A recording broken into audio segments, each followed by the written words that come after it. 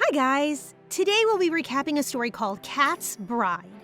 Please like the video and subscribe to the channel. It helps us a lot. Enjoy! This is Haji. Ever since she was little, her parents taught her to be kind to others, to be bright and positive, and stay innocent in the face of the world's evils. Basically, to act exactly like a puppy. Which is kind of ironic since her name sounds exactly like the Korean word for puppy. I'm sure anyone would be mad with parents who name them to be like a dog, so you can't blame Haji for feeling the same. Since she's so meek and mild, people think she's a pushover. She doesn't have a lot of friends and often gets bullied at school. She grew up in an orphanage and her adoptive parents used to foster abandoned dogs, so she kind of learned to act like them as she grew up.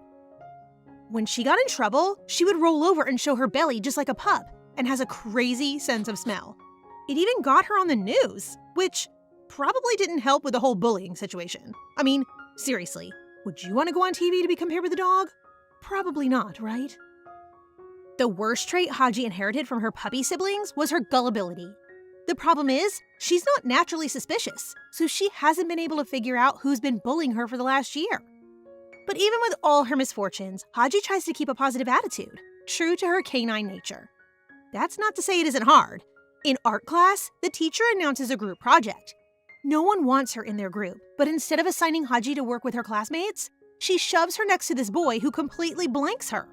How rude! Why is everyone in this school so mean? First they're throwing sliders at her, and now even the loner kids ignore her? Poor Haji. Their project is to decorate a plaster head, using any materials they like. Some of the girls in her class decide to put makeup on theirs, trying to imitate a puppy-like look. Obviously, someone mentions Haji, because that's literally her brand. But the girls don't take well to the loner getting all the attention. While Haji is working dutifully on her bust, she gets distracted thinking of her dog Happy and drops a paintbrush. When she and her partner lean down to get it, they bump heads. But at least he bothered to help her out, I guess. Unfortunately, the popular girls catch the interaction and immediately accuse them of dating. They start teasing Haji and tell her partner to put on her makeup as a little boyfriend-girlfriend activity. Haji is literally begging this kid to refuse. But then the ringleader slams her hand on the desk and calls him some very rude names, which we can't repeat on this channel. Now that everyone in the class is staring at them, the boy has no choice but to take the makeup while the other girls pin her down. But just as he starts to draw, she yells at them to stop. Finally, Haji has reached her breaking point and decides to be a pushover no longer. So she does what dogs do best. She bites back. No, literally. Haji grabs a nice big chunk out of one of the bullies' arms and wriggles free. That's it, girl. You do whatever you have to. That'll teach them not to mess with puppies. The funny thing is, after they basically bully that guy into putting makeup on her face, Haji actually looks kind of gorgeous. All the boys in class are suddenly talking about how cute she is, which only makes the girls even angrier. They snatch back the kit and are just about to give her a nasty makeover when a pretty girl in the corner of the room pipes up, warning them the teacher is coming back. Now, I don't actually know if she was or wasn't returning, but either way, that girl saved Haji's hide. As it turns out, her name is Hong Minju, and she and Haji used to be friends. Until about a year ago, when Haji deliberately put some distance between them when she started getting bullied, not wanting her friend to catch the same reputation. During PE class, Haji tracks her down by scent to thank Minju for stepping in. Her friend apologizes that she couldn't do more and cheers her up, reminding her there's at least one person who's still on her side. However, that brief shining moment of hope is soon dashed when Haji returns to the class and is pretty much assaulted by flying balls. And no, that's not a euphemism. She gets struck in the face and ends up around the nurse's office with a bloody nose and a bruised elbow. While she's licking her wounds, Haji reminisces on the old days when Minju and her spent all their time together, and her crush, Hyunjun, would come over and tell her how cute she looked. It seemed like she had it all made out. What could have possibly gone so wrong to land her in this situation? Angry at her life, Haji suddenly yells out her frustration, startling a cat that was walking nearby. It's a cute little kitty, so she invites it to come sit in her lap.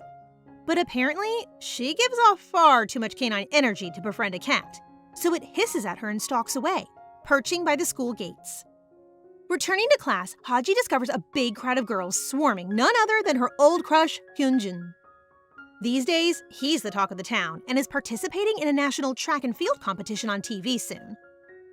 He also happens to be the president of the school council. I mean, could this kid be any more perfect? At the council meeting that day, he asks her to take on the admin for a big proposal, since he's too busy with the upcoming competition. Even though she's vice president and that's pretty much her job, the others call her a pushover and accuse her of deliberately playing nice to get his attention.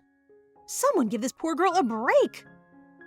After staying late to clear up from their meeting, Haji finally gets to head home, but just as she's leaving, a mysterious figure pushes her down the stairs. Okay, now this has gone too far. Let me in the comic. I'll sort those bullies out. Fortunately, Youngjun is there to break her fall. Unfortunately, the force of the fall pushes him to the ground, hurting his ankle. Of course, the entire school appears at just the perfect moment to point fingers at Haji, as if she didn't have enough on her plate already. The next day, the popular girls take it upon themselves to punish her, cornering Haji by the lockers. They're convinced she pushed Hyunjun on purpose, so they slap her and stuff a dirty rag in her mouth. They tell her the school star athlete had to be hospitalized and missed out on his chance to be on TV, all because of her. Which is obviously not true, but now everyone believes it, including her. Haji no longer feels safe while walking the halls, knowing that every whisper is about her. Trying to recall the hand that pushed her, she suddenly remembers scenting Minju's perfume. She asks her about it, but doesn't suspect her friend at all. She only wants to know if she saw anything, since she must have been nearby. Oh, Haji, there goes those canine senses, failing you once again. I don't trust that Minju as far as I could throw her. She gets even more suspicious when the nasty popular girls catch them talking in the toilets. Minju tells them Haji thought she pushed her down the stairs, which is so insane. I mean, seriously? Is this girl deaf? Did you not hear her say literally the exact opposite? The bullies seem shocked to find out that she was actually pushed. Only they don't actually care about the danger she was in. They tell Haji she should have just rolled down the stairs and bled out, rather than hurt Hyunjin too. Damn, now that's truly evil. Minju manages to shepherd them to the cafeteria, so Haji gets to eat in peace. Well, as much peace as you can get when you're being lethally bullied and the whole school can't stop talking about you. But being alone gives her the chance to think back on something the girls said while they were beating her up by the lockers. They mentioned that there was some kind of incident, and that's why she was being bullied. Poor Haji is desperately racking her brain, trying to think of what she could have possibly done to warrant people basically assaulting her. But her thoughts are interrupted when one of those mean girls starts a rumor that her parents capture and abuse stray dogs before selling them on. Apparently, being beaten and abused and nearly killed, this girl can take, but slandering her parents and puppies is just one step too far. Haji demands the girl apologize for what she said. I'm not exactly sure how she was expecting that to go. What, was she gonna suddenly turn around and say, "You're right, that was out of line"? Well, anyway, the girl responds exactly how you'd expect, by kicking her to the ground and dumping their lunch all over her. Totally humiliated, Haji sprints out of the cafeteria and into the rain. She doesn't know what to do or where to go. She's kind of starting to spiral when she bumps into that odd-eyed cat from PE class, just sitting in the middle of the road. Suddenly, a truck comes screeching toward it, so Haji does the only thing she can think of and dives in front of it. Oh my god, is this finally it? Is this how her story ends after everything? Turns out, no. The moment our heroine touches the cat, she is transported to a very strange place where the floors are gleaming and old-fashioned maids bow to her. Okay, maybe she did die after all. I mean, doesn't that sound a lot like heaven? Haji is probably thinking the same, but then she notices the tall, dark-haired man staring at her with a familiar set of mismatched eyes. She must have been holding on to him pretty tight, because the mysterious stranger suddenly lashes out and scratches her hand. Then he calls her a dirty mongrel, asking how she dares touch him. Is that how he's going to treat the girl who saved his life? What a jerk. Haji is still trying to figure out how she got from the side of the road to a palace, especially since it's surrounded by lakes and mountains and flowers. While she's taking it all in, her horrible host says she smells disgusting, like a dirty rat. Overhearing the butlers talking, Haji learns that her host's name is Master Ko Kilhan. Though that's about all she's going to be learning, since he tells her to get out of his sight the next second. Kind of unreasonable given he's the one who brought her here. Haji asks what made him so angry, and Kilhan explodes, yelling that he lost track of a major criminal all because of her. Then some guards show up out of nowhere and he orders them to execute her in place of the criminal. What? This guy is absolutely insane. She's taken to a cell and locked up with no food, water, or cell phone to call for help. Although she's escaped from the bullies at school, it seems she's landed somewhere far more dangerous and hostile. She needs to think of an escape plan, and fast. Searching the cell, Haji discovers a huge and very suspicious-looking box. Inside, she finds it full of sand and starts running her hands through it. Oh girl, no. I have a feeling I know what that's for. The door opens and in walks an unfamiliar boy with pink hair dressed in a maid outfit. He hands Haji a disguise, promising to help her escape so long as she keeps quiet and acts fast. And what do you know? The disguise is, of course, another maid outfit. The pink-haired boy adds a bow on top and drags her through the halls until they come to a final corner. All Haji has to do is get to the end of that hallway and sneak out to a pathway in the garden. The boy sends Haji on ahead, promising to distract the guards and meet up with her once the coast is clear. While wandering toward their meeting point, Haji stumbles upon someone laying in the grass. Her first thought is that they must have passed out, but honestly, there's a lot of other reasons a person could be lying down in the shade. She wasn't kidding when she said she was gullible. Haji wakes them up to ask if they're all right. The stranger only opens one eye and pulls her down, using her as his personal teddy bear. Gosh, what is with the people in this place? Does no one have any manners? While she's being snuggled like an overgrown puppy, the guards are getting closer. Haji tries to sneak away, but her cuddle partner tells her it's safe out here. But something tells me the reason the guards won't come is because they don't want to deal with this guy. My damsel in distress sense is really tingling, guys. Haji must be thinking the same because she abruptly gets to her feet, thanking the strange boy for hiding her and running to the meeting point. The pink-haired maid is already waiting for her. Turns out he wants them to escape through a hole in the tree, but it's too small to fit through, so he casually starts digging out the earth with his bare hands. Right, because that's a totally normal thing that people in this world can just do, I guess. Once they can fit through, the boy helps her down, and they're on their way out. Finally, something is going right for Haji, at least for now. After crawling through the long, dark tunnel, Haji and her accomplice emerge at the other end in a beautiful meadow full of flowers. True to her nature, she's immediately delighted and goes running around like a puppy, curious of every little fly and rock. She's still far too innocent for her own good. She seems to think that the castle was some kind of movie set, and this field is a botanical garden. The pink-haired boy has to set her straight, and reveals that they're no longer in the human world. Even worse, she probably won't be able to go back for some time. Though he promises to do everything he can to help her get there. And even though they're complete strangers, I can relate. I mean, look at those puppy dog eyes. Who could help but fall for her? The boy finally introduces herself as Jimin, which, if you know, you know, and changes out of his maid uniform. He reappears in a loose shirt, admitting that the maid outfit was just a disguise so he could get into the castle. It's all very suspicious, especially since the village Jimin has brought her to is literally called Rat Village.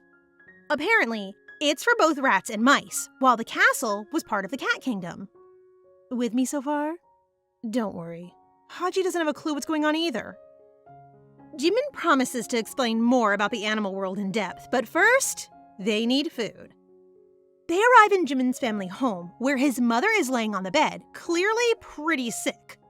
They have a simple dinner of sandwiches and cheese. True to the mousy brand, I guess. Jimin lost his father when he was young, and his mother fell ill soon after. She's been fighting for a while, but it seems like she hasn't got long left. But that doesn't mean he's given up. Jimin has been searching for medicine from the human world, hoping it could cure his mother. Wait, is that what Kilhan was after? Is it possible that Jimin could be the criminal he's been looking for? Oh, we're getting into the good stuff now. Jimin wants to retrieve the medicine that Kilhan took, but getting back into the castle will be practically impossible.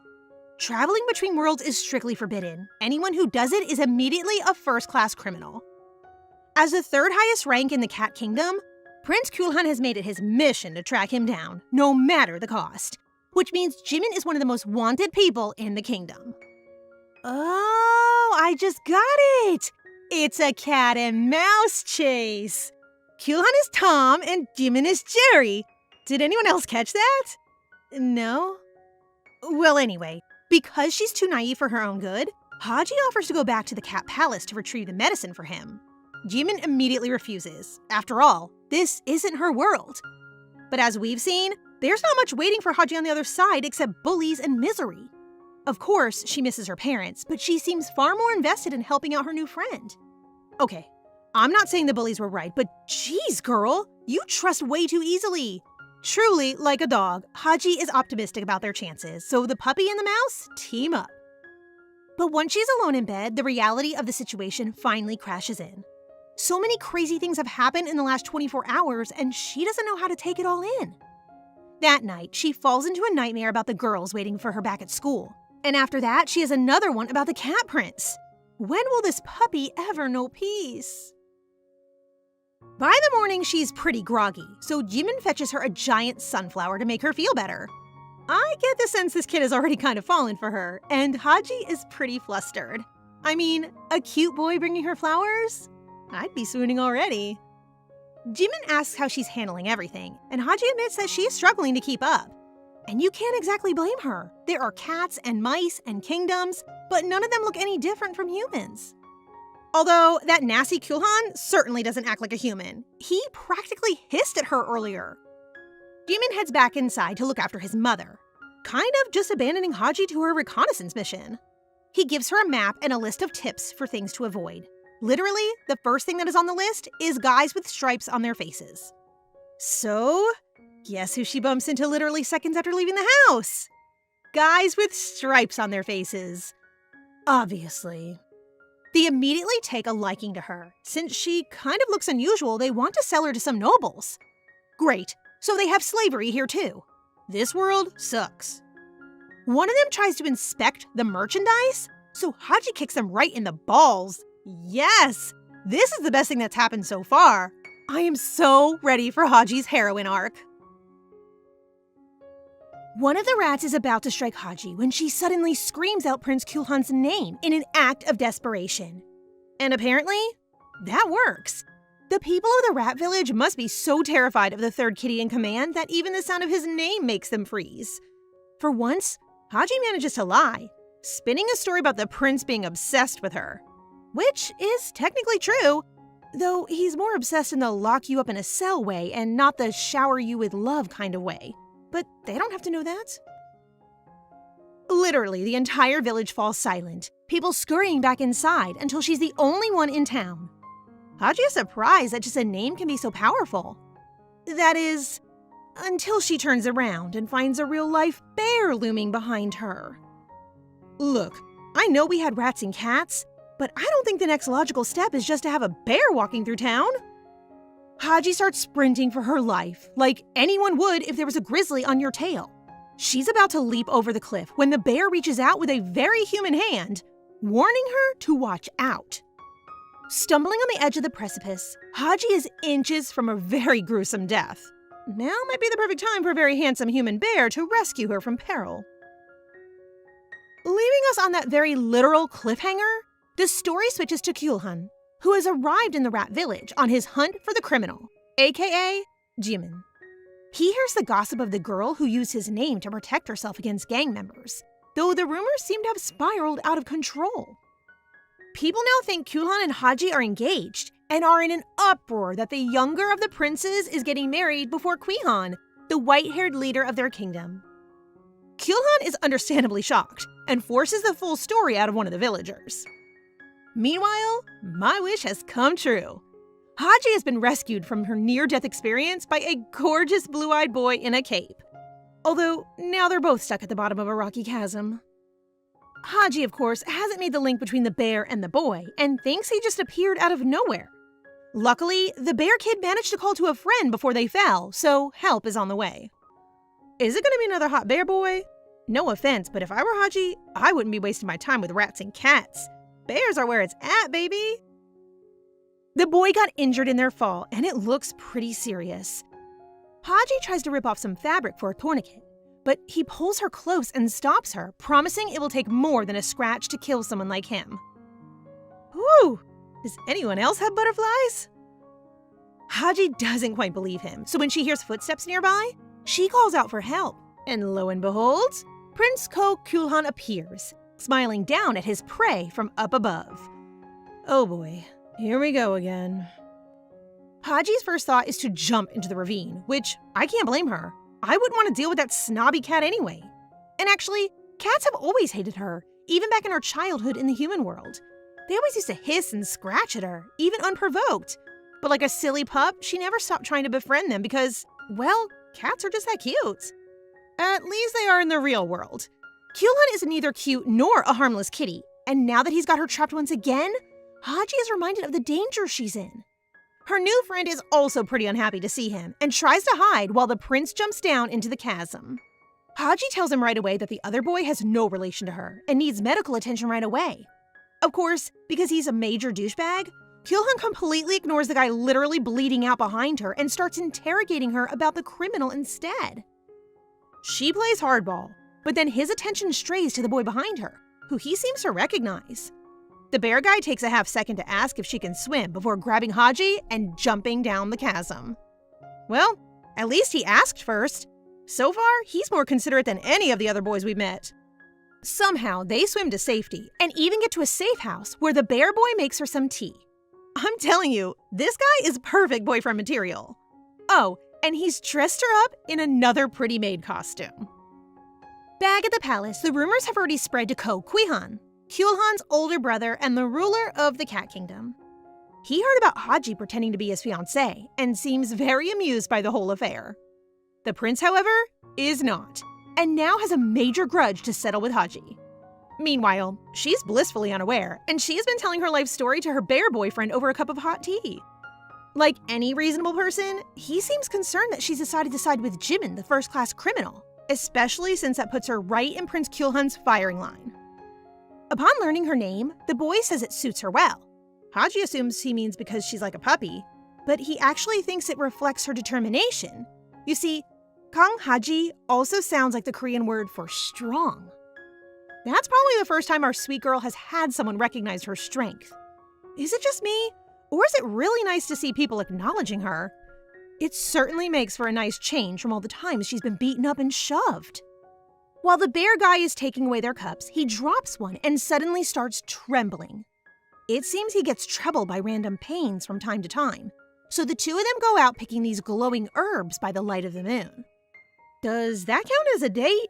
'Cause this whole vibe is romantic as heck.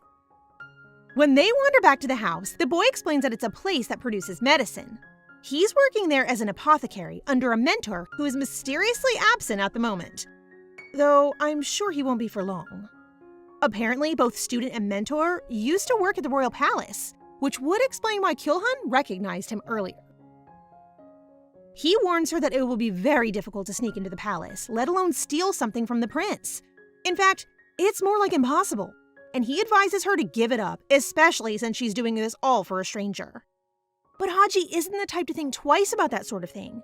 She just likes helping people and never thinks too deeply about things. Really, truly like a dog to her very core. Enamored with her kind heart, Haji's companion decides to help her. Once they've collected enough of the glowing herb, they head back to the apothecary, where he offers her a room for the night. Because she's so pure-hearted, Haji does have some hang-ups about staying in the same house as him, but come on, get a grip, girl! It's not every day you come across a gorgeous man who wants to take care of you. If it were me, I'd jump straight on that invitation. And thankfully, she does. Haji feels responsible for his injury, so she promises to help him with his work while he recovers. But as soon as they return, she starts to second-guess her offer. A huge explosion sounds from above, followed by smoke and a burning smell. The boy reassures her that it's just his mentor in the lab, and even pats her head to comfort her. Okay, I know her brand is being a puppy, but I don't think you need to go that far. Back at the palace, Prince Kilhan has received a letter stating the whereabouts of Kang Haji. He demands a map and immediately pinpoints her location, though he's very confused as to what she's doing in the Rat Village forest. I don't know if it's luck on her part or a clever choice from the bear boy, but cats avoid that forest like the plague. They just feel really unpleasant when they get near it, though no one knows why. As a result, the cats know very little about the area, which makes it a perfect place to hide from them. Clearly, the cogs are turning in the older prince's head. He suggests that Kilhan forget the whole fiancé incident and just leave her alone. After all, she did save his life in the human world. Kilhan doesn't take that well at all, which makes me hate him even more. He denies that he needed saving, but we all saw what happened. He was about to be squished by a 20-ton truck. How arrogant do you have to be to ignore that?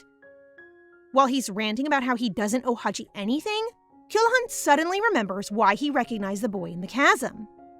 His name is Kang Hee-woong, and now that he remembers him, he seems even more determined to combat his instincts and head into the forest to corner them.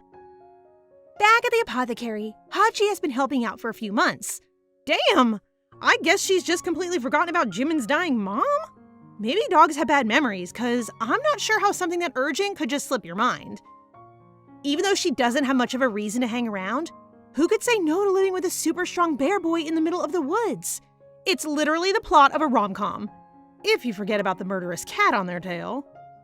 All the while, they've been putting up with the mad scientist responsible for pretty frequent explosions. She's another apprentice to the guy who used to work in the palace, a hybrid bunny girl who barely reaches their hips. Though she looks a little creepy, she's mostly harmless. Other than occasionally slipping their mentor's potions into Haji's bathwater just to see what they do. Actually, the potion only made her hair grow super long, and who could complain about that? Apparently, Haji could. She wants to find the antidote as soon as possible, even if that means going out and preparing all the ingredients herself. In the middle of their preparations, they're interrupted by a knock on the door, announcing an unexpected visitor. I wonder who that could be. If you're thinking it's Kilhan, you're wrong. Thankfully, it's Jimin. Poor kid probably came to check she was still alive after she took on the quest to save his mother and then just disappeared for months. Seriously, how is everyone so chill about that? By some small miracle, his mother has been feeling better, no thanks to Haji. They go for a little walk together, ignoring the danger that being outside the forest places her in, because, say it with me, she's too naive for her own good. Despite the danger, Haji enjoys being out of the forest for a little while. She starts rambling about how much happier she is in this world than her home, and how she's been studying about the Cat Kingdom. She even says she's still determined to steal the medicine from Kilhan, at which point, Jimin looks incredibly guilty. Oh no, what has he done? Jimin suddenly starts to apologize, which is always a red flag. Run, Haji, run! Before she can take so much as a step, the prince has arrived. Clearly, Jimin lured her to be captured, maybe in exchange for the medicine? Is it bad that I don't blame him? She's literally been off in the forest playing with herbs and potions while his mom was dying. Poor kid probably didn't have a choice. Haji also tells him not to worry, knowing he must have had his reasons. It really takes a special kind of person to look your traitor in the eye and still smile like that. Kilhan also seems surprised at her response. She's clearly changed since they last met and is more confident in front of him, even though he might drag her away to a prison cell for the rest of her life. Honestly, I don't know how she stays so calm. If it were me, I'd definitely have swung a punch and made her run for it by now. Despite her bravado, Kilhan warns her that she'll never be able to return to the human world. He's on a mission to eradicate everyone who knows about the other world because apparently that's just the law. Sounds messed up to me. Before he can bring her in, however, Kilhan suddenly changes. He steps closer to her, leaning down as he whispers her name. For a moment, it seems like they're going to kiss. But then he starts to shake. She seems to be having some kind of effect on him, and I think he kind of likes it. Jimin sprints back to the apothecary to fetch the others, asking for their help. Only the artists know what happened then, but the next thing we see is Kilhan and Haji arriving at the palace together on horseback. The guards are shocked to see him sharing a saddle, since he's not exactly the type to get close with a girl, especially not one he called a mongrel only a few months ago. They also notice that he looks really pale, but he just barges past them to the gate, leaving Haji on the horse like a spare part. What on earth did she do to end up back here with him? I am so confused. But whatever happened, Haji still won't go easy. He can't just execute her without no reason. The guards, however, don't seem to care for human rights or know anything about the law, so maybe that's not the best approach. In the end, the guards can't handle the responsibility of looking after her. Somehow, it goes all the way up the chain to Kilhan, who decides to take matters into his own hands. Do we trust this guy? I don't know if anyone related to Kilhan can really be a good person. Anyway, Kilhan reveals that his brother has been in pretty poor health. He's not eating, and the doctors haven't been allowed to examine him because he's just that stubborn.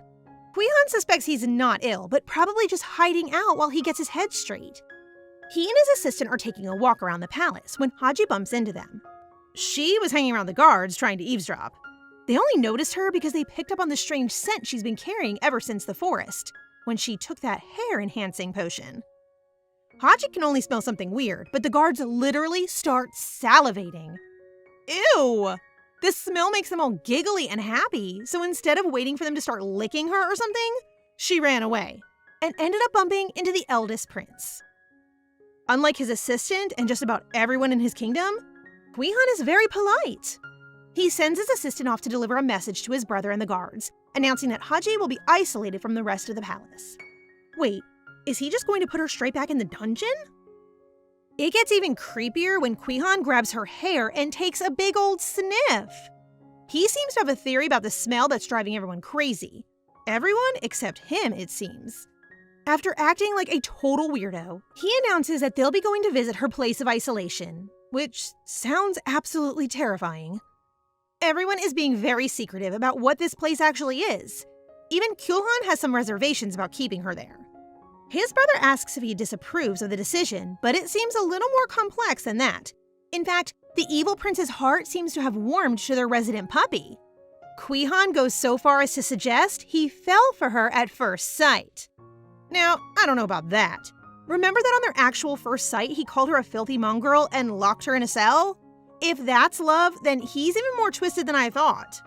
Kilhan denies it too, but something has definitely shifted between them. He admits that it's something to do with her scent. He can't get it out of his head. It's driving him crazy. He seems to think it's some kind of illness, but Kilhan just calls him a pervert. Which, I mean, is he wrong? There's something sick and twisted in that head of his. After their little chat, Kilhan is caught in the hallway by a messenger, a student of the royal apothecary. It seems like he's been up to something fishy. He's been inquiring about brewing some kind of potion with ingredients so rare it's almost impossible to make. And it's forbidden. There's some effect on cats that has made it outlawed in the kingdom. Whatever he's been up to, it sounds mysterious. Meanwhile, Haji has been living it up in isolation. Kilhan landed her in a pretty cushy room, provided her with clothes, and even sent his assistant to check up on her. The only hitch is that she really is isolated. She can't leave in case she runs into Kilhan and he goes mad with a desire or something. I don't really know what that evil boy would do. Either way, they can't keep her locked up forever. Being alone for so long has made Haji uneasy. She starts thinking about poor Jimin and how he's faring without her. Screw Jimin! I want to know about Kang Hee-won. I say bring the bear back. While she's looking out the window, Haji spies a lady with red hair running through the gardens. Even from behind, it reminds her of Minju. But how the heck could she have ended up in this world? Haji sprints to the door only to find it locked, but she's determined to go out and confirm her suspicions. So determined that she would even jump out a second-story window. Predictably, she hits a branch on her way down and falls rather ungracefully to the ground. She gets right back to her mission, exploring the grounds of this estate she's been locked in, right next to the main palace grounds. Using the familiar scent, she turns a corner to find none other than Minju, dressed like one of the Cat Kingdom members and talking to none other than Prince Kilhan. He catches a glance of her, so she sprints away before she can hear what they were talking about. What she did pick up on is that the two of them seem to be on good terms.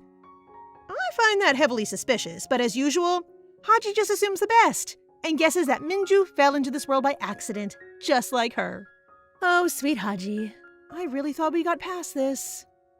As she's walking back to the estate, she stumbles upon Jimin, being picked on by two of the guards.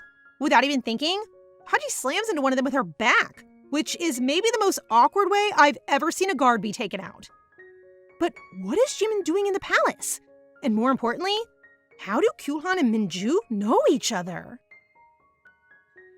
As usual, Haji is her bubbly self, completely ignoring the fact that she just spine-tackled a guard into the ground. While he's groaning in pain, the other guard scolds him for being beaten so easily. He clearly has no idea who Haji is or how she even got there. She's just introducing herself when she turns to find Prince Kilhan, just short of standing there watching her.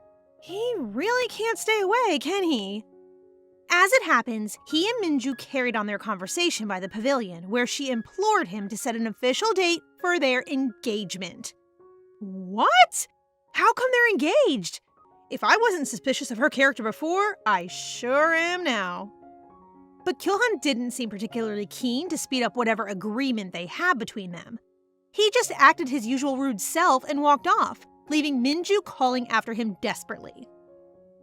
Somewhere between then and now, he stumbled into Haji. Although, if you ask me, it's more likely he caught her scent and came running. This guy is literally obsessed with her. The guards and Jimin are terrified the moment Kilhan steps onto the scene. But Haji is different. Like a true girl boss, she walks right up to him and points a finger at the guard, asking him to punish them for hurting Jimin. The guards are already laughing because the old Kilhan wouldn't care one bit what a little puppy girl asked of him. But the new Kilhan is ruthless and immediately scolds them for touching something that belongs to the royal family. By the way, he's talking about Jimin. He literally just called Jimin an object, one of his possessions. So even if he's got nicer, he's still a first-rate douche. Haji notices the difference too, though she doesn't have much time to appreciate it before he is back to calling her an ungrateful pest. Suddenly, remembering Minju, she cuts off his dull speech about gratitude and punishment to ask about her friend. Kilhan doesn't recognize that name, but she's desperate. She grabs him, so focused on demanding an answer that she accidentally pushes them both into the fountain. If it were me, I'd be majorly embarrassed, especially with their little audience watching. But Haji doesn't know the meaning of the word shame. Actually, she's shamelessly staring into his eyes, trying to figure out where she's seen them before. Wait, does she not realize he's the cat? Are you serious? Haji, babe, I don't know if I can keep defending you. It has literally taken her all this time to realize that Kilhan is the cat she saved, as if the eyes weren't a dead giveaway.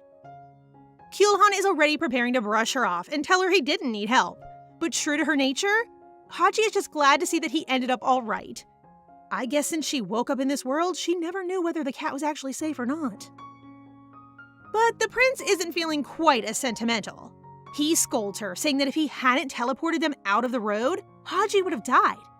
He's holding her by her shoulders, and while everyone else is gearing up for him to throw her like a rocket, sweet, innocent Haji is just enjoying the view. Though she's not the only one. Unbeknownst to the others, Minju is watching from the sidelines. I bet she's already coming up with a plan to get Haji out of the picture so that she can have the prince all to herself. When she's back at the estate, Kwihan's assistant attempts to explain the mess of a legal system they have in the Cat Kingdom and why Haji is in so much trouble. Going over to the human world is considered a first-class crime because it threatens the existence of the kingdom. At the moment, the only people who know the whole situation and Haji's involvement with Jimin are the two princes. Kwihan's assistant seems to believe her master will keep his brother in check. Everyone can tell she's a good person at heart, so Kilhan won't let her be punished too severely. But she did still commit a crime, so the assistant asks her to be patient and bear with her isolation a little longer. After all, shoving her number one enemy in a fountain is really not the way to get her sentence lifted. At least, that's what the assistant thinks. If it were up to me, I'd tell her to keep pushing, girl. The prince seems to like it. That night, Haji is lying awake when she hears footsteps outside her bedroom. She takes a peep through her door to find Kilhan standing in the corridor like an NPC. Apparently, he came to visit, but didn't realize how late it was and assumed she was asleep. Haji thinks he came to tell her off, so she apologizes for pushing his brother into the fountain. Kilhan hadn't heard yet, but he laughs his butt off when she admits what happened. He makes a comment about how the effects of the potion haven't worn off yet, pointing to her hair. He figured out the truth because he knew the man who made the potion, presumably Hee-woong's mentor, the old apothecary master. He reveals that an ingredient in that potion seduces people. That's why he's had Haji locked up in the estate and tried to keep her away from his brother. But if it's so seductive, how come Kilhan isn't drooling all over her like the others? As it turns out, the potion affects some people more than others. Kilhan is especially prone, while his elder brother has a tolerance for it. While they're talking, Kilhan spots a sudden flash from outside the window. He reacts with lightning-fast instincts, covering Haji as something flies through the window, just scraping his arm. Haji turns to see an arrow lodged in the wall. Someone tried to kill her. Actually, Haji seems to think it was aimed at Kilhan, but I'd bet my life that arrow had something to do with Minju. She's so sneaky. I wouldn't be surprised if she was from the Fox Kingdom. Though the arrow only left a flesh wound, it's not long before Kilhan starts to feel weak. The arrow must have been poisoned. He passes out in the hallway, where his assistant is desperately clutching him when Kilhan appears. Because he's literally the world's biggest jerk, his first response is to scold Kilhan's assistant for lying there instead of running for help. He doesn't even look especially worried for his brother. Actually, his attention has been snagged by a familiar scent on the scene, one he could pick up anywhere. Haji, meanwhile, is back in her bedroom with no idea of what Kilhan is going through outside. Now that she knows about the potion, she's more worried about what happens when it wears off. Will Kilhan go back to wanting her dead when he's no longer seduced by her? She falls asleep, thinking herself safe for the time being. Little does she know, a certain black cat has just landed on her windowsill. Oh no, this is not gonna be good. She wakes up and freaks out. I mean, who wouldn't if that guy was standing over your bed? At first, she thinks it's a dream and flops back on her pillow. I don't know how, but she literally falls straight asleep, so Kilhan picks her up and carries her over to the window. Thank goodness Haji woke up before he could do anything nasty, like throw her outside. He tells her what happened to his brother and says she has to come with him somewhere. Thanks, Kilhan. Irritatingly vague as always. They arrive in Kilhan's chambers, where his assistant tells him he's been treated. They're trying to prepare an antidote, but the poison hasn't been completely neutralized yet. Time is running out, and they're not sure they'll be able to produce it fast enough. They need to find an expert, one who might already have an antidote for something like this. I have a feeling we might finally be about to meet the mysterious potion master we've heard so much about. Haji offers her help, so she and Kilhan mount a horse and start riding through the forest. They've been sent to retrieve the ex-director of the royal apothecary, the mentor who coached Heewoong. But obviously, in a crisis, Haji and Kilhan aren't exactly the dream team. They can't seem to figure out whether they love or hate each other, and putting them in a situation where they need to hold tight to one another? Well, the prince seems to be enjoying it. To cover his desire, Kilhan acts extra mean, yelling at her not to touch him. Thankfully, they've arrived. So we're safe from any more romantic tension for approximately 2 more panels, since Haji is going in by herself. She reassures the prince that his brother will be fine, and he rides off back to the palace with a little smile. Wait, a smile? As in, maybe the first smile we've seen all series? Oh, this kitty is down bad. At the apothecary, Heewoong comes rushing to the door, delighted to see Haji again. He thinks she's escaped and tries to get her inside, but there's no time for a catch-up. She immediately asks for his tutor, but he still hasn't returned from his travels. Heewoong agrees to go in his place. Even though he hates the palace, he's too good a person to let a man die without trying to save him. See? I told you. Bear Boy is end game. Let's forget about Kilhan. He grabs his ingredients and they speed off to the palace straight away. Kilhan sees them return and is surprised that Heewoong volunteered to walk into the palace. He tells Haji the apothecary master would never have come, even if he was at the forest house, because he left his station at the palace after being sentenced to execution for the crime of poisoning the late king. Whoa, then this goes deep. There's clearly some history between Heewoong and Kilhan too, since they both recognize each other and grew up in the palace. I can't believe the prince was willing to let his mentor return if they really thought he'd killed his father. Oh, and by the way, I know we've said it before, but what is it with this legal system? Do they only know how to sentence people to death? Does no one ever get, like, community service or anything? Anyway, when Heewoong conducts his initial examination, he seems worried. Not even his mentor would have been able to cure Kilhan. Because there's nothing to cure. Yes, that's right. He faked it, folks.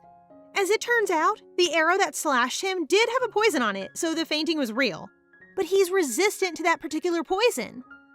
I guess when you're first in line to the throne, you could build up an immunity from all the assassination attempts. He decided instead to use this opportunity to help Haji. Kilhan acts very suspicious and doesn't give a lot of details, but he asks for Hee-woong's help to see his plan through to the end. I have no idea what any of that means or if it's good or bad for Haji, but I can't complain now that Hee-woong is back in the picture. The next morning, it's announced that the prince has fully recovered.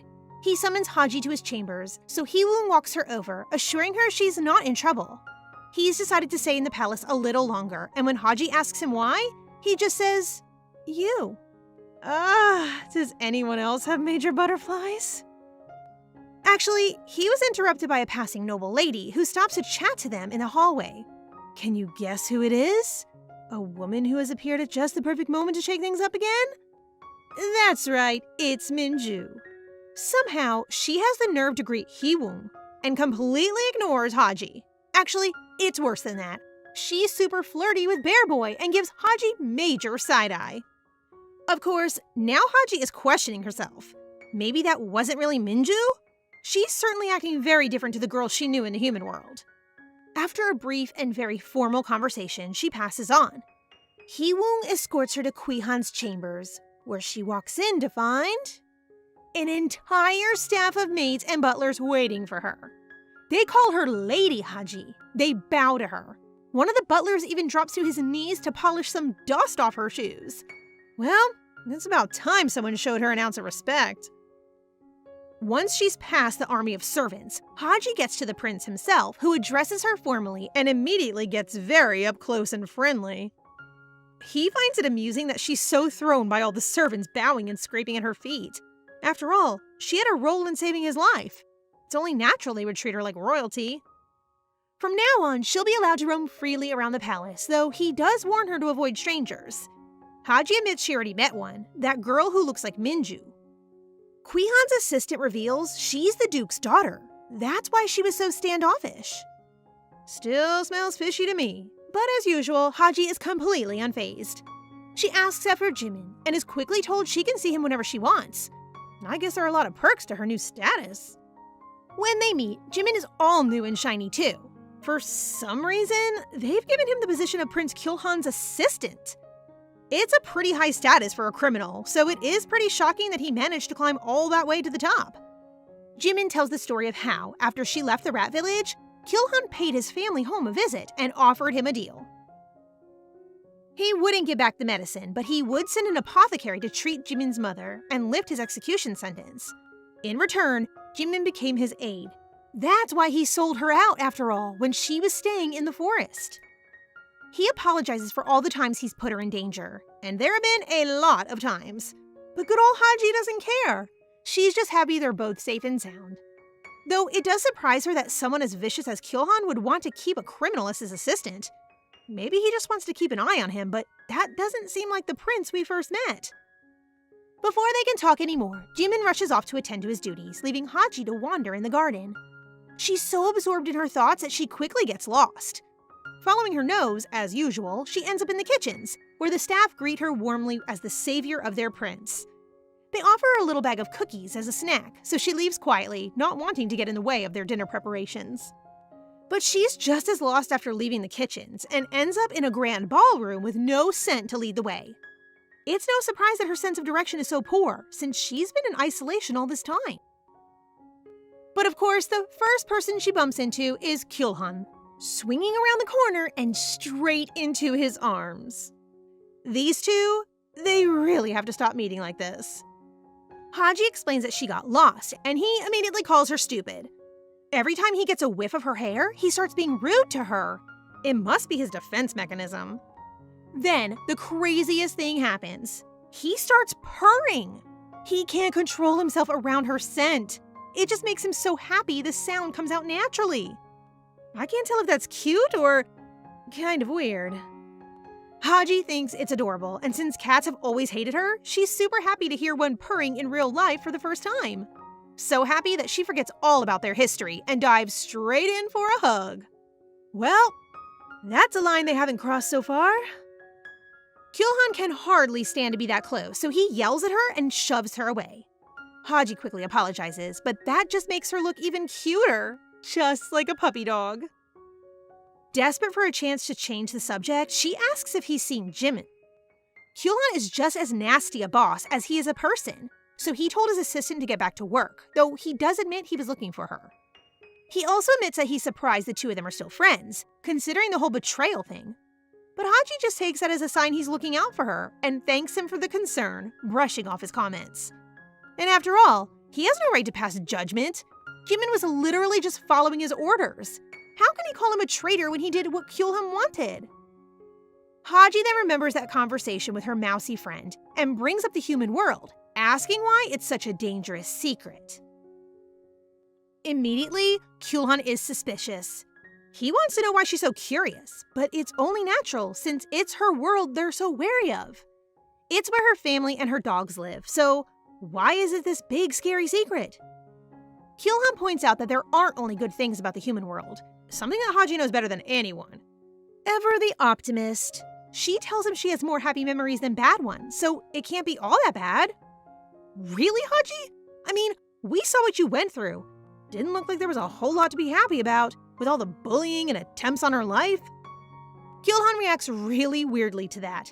He doesn't understand her response and suddenly gets close, reaching a hand up to her cheek. It looks like his resolve might finally have crumbled. That is until Kilhan walks in, interrupting what was sure to be a very steamy moment. He's come to deliver an invitation for Haji from a family called House Hae. She already recognizes the scent on the envelope. It's the girl who looks like Minju. She's inviting her to a little tea party, which sounds incredibly suspicious. Kilhan also seems to have his reservations, but his brother stops him for some reason. Poor Haji just wants an answer as to why there's a girl who looks like, sounds like, and even smells like her best friend walking around this magical world. So of course, she says yes. She asks Kilhan for his formal permission to attend, and he agrees. It kind of looks like he never wanted her to meet the Minju lookalike in the first place, but since that plan has already fallen apart, he's not going to stop her now. He's pretty lax for the leader of a kingdom, huh? Then, out of nowhere, Kilhan announces he'll escort her. Is this Minju copy really that dangerous? Or does this prince not want his two lady loves mixing without him around? Either way, I smell trouble. Mark my words, something is going to go down at this tea party. Kilhan's anger grows when Kilhan insists on attending the girls' tea party with Haji. Ansu steps in, urging them to stop as Haji watches them. She reassures Haji that everything will be fine. As long as Haji is prepared, there's no need to worry. Kilhan points out that Haji is an honored guest of the royal family and questions if she'll bring dishonor to them. Haji feels overwhelmed and unsure she can handle the pressure. But Kilhan insists Kilhan shouldn't attend, saying it's inappropriate for a man to be at a ladies' event and that it would only worsen the rumors about them. Ansu then brings up the gossip about Haji and Kilhan being engaged or getting married. Both are shocked, and Kilhan wonders who started such rumors. Haji realizes it might have been an excuse she gave while running away. Kilhan concludes that they should avoid being seen together until the rumors die down. Kilhan, frustrated, vows to find the person responsible and put an end to it. Later, Haji retreats to her room feeling drained. She lies on her bed, thinking about meeting Jimin and preparing for the tea party. She reflects on her fear of meeting new people, a result of past bullying. However, she is determined to face her fears, especially with Minju, knowing she can't avoid her forever. She is going to face her demons head on. It's now or never, Haji. Bring your A game to that tea party. As she stands up, her eyes land on the cookies she almost forgot about, and a new idea sparks in her mind. The next day, she meets Jimin in the kitchen and tells him they'll be baking cookies. As they begin to bake the cookies together, the kitchen quickly turns into a chaotic mess with flour flying and ingredients everywhere. However, after they bake the cookies, Haji tastes them and they turn out to be delicious. Same goes for the sandwich they made. Who knew disaster could taste this sweet? Jimin then asks if the cookies are a gift to someone. She replies that it's for the party she's invited to, and she plans to bring the cookies as a gift. As they are talking, two maids appear behind Haji's back. They are filled with excitement upon hearing that she is invited to a salon. One maid also concludes that soon she might be debuting in high society. Jimin thinks about it, and it also implies that the palace wants to have a good relationship with her. He adds that her debutante ball is upcoming. The maid is thrilled to hear that she'll be debuting soon, and that the royal family will handle it. They begin thinking about the preparations, and her ball will be extravagant, which Haji also wonders about. Jimin then asks her who sent the tea party invitation. Haji forgets who sent it, but she has the invitation letter with her. She reads who it comes from, which is from the house Hai. As the maids hear where it comes from, they start to whisper to each other. Jimin then asks if she'll be all right at the tea party. He also adds that it's a family who holds power, and the count is ambitious. He wants to have his daughter engaged to the prince. The maid also adds that the count's daughter's friends are all ladies from noble families. With that, they wonder if bringing cookies to the party will be enough. This is more than just cookies, this is survival! Hearing this, Haji thinks that they will love her cookies since they come from the heart. However, Jimin questions if it's truly enough. As Haji wonders how to impress at the tea party, considering catnip or some tricks, Kilhan arrives. The maids quickly prepare tea for him, and Jimin quietly stands aside, sensing they need privacy. Catnip? Girl, are you trying to host a feline frenzy instead of a tea party? Kilhan just whispers about catnip, reminding her to keep it a secret. He also tells her to learn proper tea party etiquette. He then asks Haji to join him for tea so he can teach her etiquette. She agrees, and he introduces the tea, encouraging her to try it. However, Haji finds it sour and bitter. This makes her worry about the upcoming tea party. She even asks if she'll be fine at the party if she can't even drink tea properly, fearing others will judge her, especially Kilhan. Kilhan smirks, reassuring her that Kilhan won't think badly of her. Still anxious, Haji fears embarrassing the royal family. He assures her it's natural to be unfamiliar with it and promises to have milder tea prepared for the party. Haji asks if getting used to drinking tea will take away her problems. Kilhan replies that it will, since having tea with good company is a pleasant experience. He also says he hopes she learns to enjoy it. Encouraged, Haji, full of confidence, declares that she'll try her best, and so she drinks the tea without stopping, despite its unusual taste. Suddenly, she's a tea-drinking warrior ready to conquer those bitter leaves with sheer willpower. Jimin then comments that if she keeps drinking it, she might have trouble sleeping. As night falls, Haji lies in bed, unable to sleep. She eventually decides to take a walk, bringing a shawl and some cookies with her. A tea-fueled insomnia has finally hit! While wandering around the mansion, she stumbles upon a beautiful spot she never knew existed. But before she can take it all in, someone suddenly grabs her from behind, startling her. It's Kilhan, who mistakes her for an intruder and nearly attacks her. He demands to know what she's doing outside. She explains that she's having trouble sleeping after drinking too much tea earlier with cookies. She's taken aback when his hand touches her hair. Kilhan then remarks that his hand moved involuntary, perhaps because of the scent. He notices the cookies and asks about them. Haji replies that she baked them herself as a gift for the ladies at the tea party. Still unsure if people will like them, she asks him to try one and share his opinion. As he's about to eat the cookie, he pauses and asks her if she has something to say. She shakes her head. That's when a thought crosses his mind if she didn't put anything suspicious in the cookies. Haji denies Kilhan's accusations about the cookies she offers him.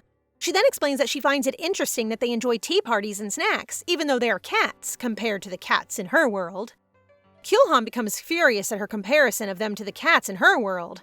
He adds that the cats in her world are domesticated by humans and don't have abilities that can be passed down to their next generation. You can practically see the aristocratic feline eyebrows being raised in offense. Even though he hates cats raised by humans, she asks why Kilhan has been transformed into a cat when he is in her world. He considers replying, but doesn't continue what he was about to say. Instead, he advises her to go back inside, warning that she'll catch a cold if she stays out longer. As she's about to leave, she asks his opinion on the cookies. He replies that the cookies are good, and the fragrance as well. She assumes the fragrance comes from the vanilla beans she poured in, but it's actually her hair. He smells it and even kisses her hair, which shocks her. He then apologizes for his actions, explaining that he wasn't aware of what his body was doing. She leaves, trying to act as if nothing happened.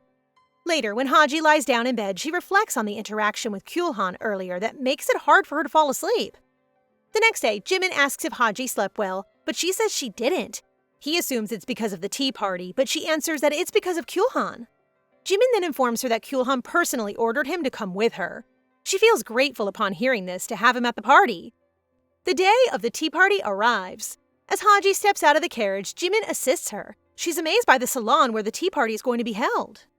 Before she enters the venue, Jimin asks if she's truly sure about attending the party.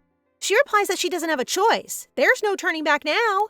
Still, Jimin tells her that they can leave if she wants, that it's not too late yet. Hearing his words, she recalls what Kilhan said earlier. It's a tea party or bust. Jimin's words trigger a flashback to Kilhan's earlier mixed signals. That morning, the maids woke her to prepare for the tea party. She took a bath, chose a dress, and even did her makeup. While she was getting ready, Kilhan entered her room. He was about to say something, but when Haji turned around, he seemed to hesitate. One of the maids asked Kilhan for his opinion on her appearance, but it was Jimin who answered first, complimenting her look. She then asked why Kilhan was up so early. He replied that he had come to see her, to ask whether she planned to attend the tea party. She confirmed that she did. Kilhan told her that if she didn't truly want to go, she should just skip it. As an honored guest of the family, he explained she still had much to learn. Despite all he said, Haji told him she was fine with attending the party. She was grateful to everyone who had helped her prepare, especially Jimin and Kilhan. She assured them that she would do her best at the party. Hence, Haji makes up her mind to enter the salon, even gaslighting herself into believing that it isn't right to judge people based on their rank in society. As she enters the salon, she feels anxious but remains focused on the purpose of why she came. 3 noble ladies from well-known families welcome her and introduce themselves. One of them is Minju, who seems familiar to her. However, as she looks at them, Sulhi and Manhwa raise their fans to cover their faces, a gesture she knows to be a sign of dislike. She wonders what she did wrong. Jimin whispers to her that it's because she keeps staring at them, which, to women like them, who are compared to cats, can be taken as a challenge. So Haji quickly covers her eyes. The 2 ladies glance at each other, puzzled by her action, but eventually understand that she's trying to show them she means no harm. Ah, the delicate action of feline social cues. When the ladies turn their attention back to Haji, she takes out the cookies she made herself. Manhwa raises a brow, questioning why Haji had to bake them instead of asking the servants to do it. Haji quickly assures them that she didn't add anything to the cookies. Jimin also claims that even the prince thinks her cookies are delicious. Upon hearing that the prince likes them, Minju finally accepts the cookies. Jimin, however, thinks to himself that they only accepted them because of the prince. But Haji doesn't bother thinking that way. She's simply grateful that they accepted her offering. Only Manhwa and Sulhi say that they're grateful and will surely eat the cookies, while Minju looks displeased, as if she only accepted them out of obligation. However, when Haji leaves to go to the washroom, Minju scolds them, saying their behavior earlier was disappointing. She reminds them that they were supposed to teach Haji a lesson for hiding behind the royal family's protection. The 2 ladies are shocked by Minju's words. They explain that Haji is hard to resist. Her scent is so captivating that they can't help but feel weak around her. They even ask if Minju didn't notice Haji's scent. That question makes Minju think of Haji as a person in a different world who tries to ruin her. She suddenly gets up, furious, and decides to look for Haji, who's been gone for a while. Meanwhile, Haji feels anxious about her actions earlier. But thinking of how Manhwa and Sulhi clung to her, she believes she's left a good impression. She's also happy to see their cat ears up close. Still, Minju lingers in her mind. Her aura is truly intimidating. Haji notices that Minju's scent is similar to that of her childhood friend from her world. This leads her to wonder if Lady Minju and her friend Minju are actually the same person. The intimidating aura, the familiar scent? Could it be a cross-dimensional childhood friend reunion? As she exits the powder room, she's shocked to see Minju waiting right outside the door. On the other hand, Kilhan begins to notice that something is bothering Kilhan. Kilhan denies being worried, but Kilhan hints that something might be on his mind, though not necessarily who he's concerned about. When Kilhan defends himself, Kilhan calmly acknowledges that it's natural to be troubled and shares that something's bothering him too, but assures Kilhan that he sent someone trustworthy to handle it. Meanwhile, Haji asks why Minju is outside the powder room. Minju suddenly raises her voice, asking if Haji suspects her of planning something awful. This triggers a memory for Haji, reminding her of when Minju from her world once pushed her. This otherworld Minju has a history of pushing? We need more details on this past aggression. Just then, Haji hears a man's voice. It's Hee-wong. He then asks if something's happened or if she needs his help. Hee-wong explains that he was sent by someone and reveals he's heard someone might be trying to harm her. He reassures everyone that, as an honored guest, the royal family would investigate if anything happened to her. Hee-wong turns to Minju, asking her to speak up, but she denies everything. He then asks for Haji's permission to escort her back to the palace under the prince's orders. Minju, realizing she can't oppose a royal order, agrees to let the other ladies leave the salon as well. Before leaving, Hee-wong hands Minju a letter from the prince. As Hee-wong and Haji depart, Minju opens the letter, and the other ladies eagerly gather around, thrilled that it's from the prince. This tea party aftermath is way more exciting than the tea party itself. After reading the letter, Minju informs Manhwa and Sulhee that the prince is interested in the ladies who attended today's tea party. She adds that the prince has invited them to the upcoming royal tea party. Most importantly, he's requested that they take special care of Haji, as her formal debut into society is approaching. Since it's a direct request from the prince, they decide they must treat Haji with care. Back at the palace, Haji returns and greets the servants warmly. She tells them that the party was fun, but admits that something strange happened. Just then, Kilhan and Kilhan call out to her when they see her speaking with the servants. Haji turns and greets them with a cheerful smile. Kilhan casually mentions that Kilhan was worried and had been waiting for her. Hearing that, Haji lights up and is about to approach Kilhan, but he gently stops her, sensing that something has happened. He asks her to sit and then stand, carefully observing her. Then, he reaches out his hand and asks for hers. To his surprise, Haji shyly curls her fingers and closes her hand like a cat. Kilhan laughs, clearly amused, and wonders aloud why she's acting like that. What in the perfect world was that? Kilhan laughs at Haji's strange reaction, and both Haji and Kilhan are surprised by how he responds to her quirky gesture. They then ask Haji about her experience at the tea party. She tells them she enjoyed it, but feels a bit sad about returning to the palace early. Kilhan thinks that her disappointment might stem from needing to leave early because of him. To cheer her up, Kilhan suggests that they host an outdoor tea party for the upcoming holiday. He even proposes inviting the ladies from her first tea party at the salon. The days pass, and the day of the outdoor tea party finally arrives. Haji is amused by how beautifully everything has been arranged for the tea party. She admits that she didn't know tea parties could even be held outdoors. Kilhan says that outdoor tea parties are smaller than those held inside the palace, but they're less extravagant. Haji is surprised by how he describes the outdoor tea party, as she finds the venue quite charming. What did you expect, Haji? He was born into royalty. Money never mattered to him. Noticing her amazement, Kilhan gently warns her not to space out too much, or she might get lost. While observing the two of them, Kilhan asks Ansu what kind of relationship they have, since it seems they're getting closer. Ansu casually describes them as master and pet. As the guests finally arrive, Haji is taken aback to see Minju among them. Minju, in turn, is surprised to see that she's escorted by Kilhan. Kilhan clears his throat to ease the tension in the air, but observes that Minju is acting a little differently from the other ladies. He then warmly exclaims that he's grateful they've accepted his invitation and hopes they'll enjoy their time at the palace. Haji asks Kilhan how long they need to hold hands, but he misinterprets it, thinking she doesn't want to. She quickly clarifies, but Minju interrupts, asking if they can start the tea party. As Haji tries to release Kilhan's hand, he holds it tighter, while Minju signals her to talk. This Minju wants to have all the spotlight. At the venue, rumors spread about Haji being one of Minju's assistants, which Minju finds amusing to hear rumors about her. When they sit, the ladies ask if Haji and Minju have resolved their misunderstanding.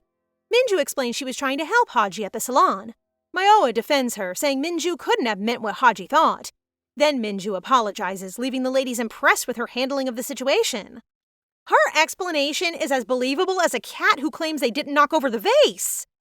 Their actions make Haji reflect on how this situation mirrors one from her other world.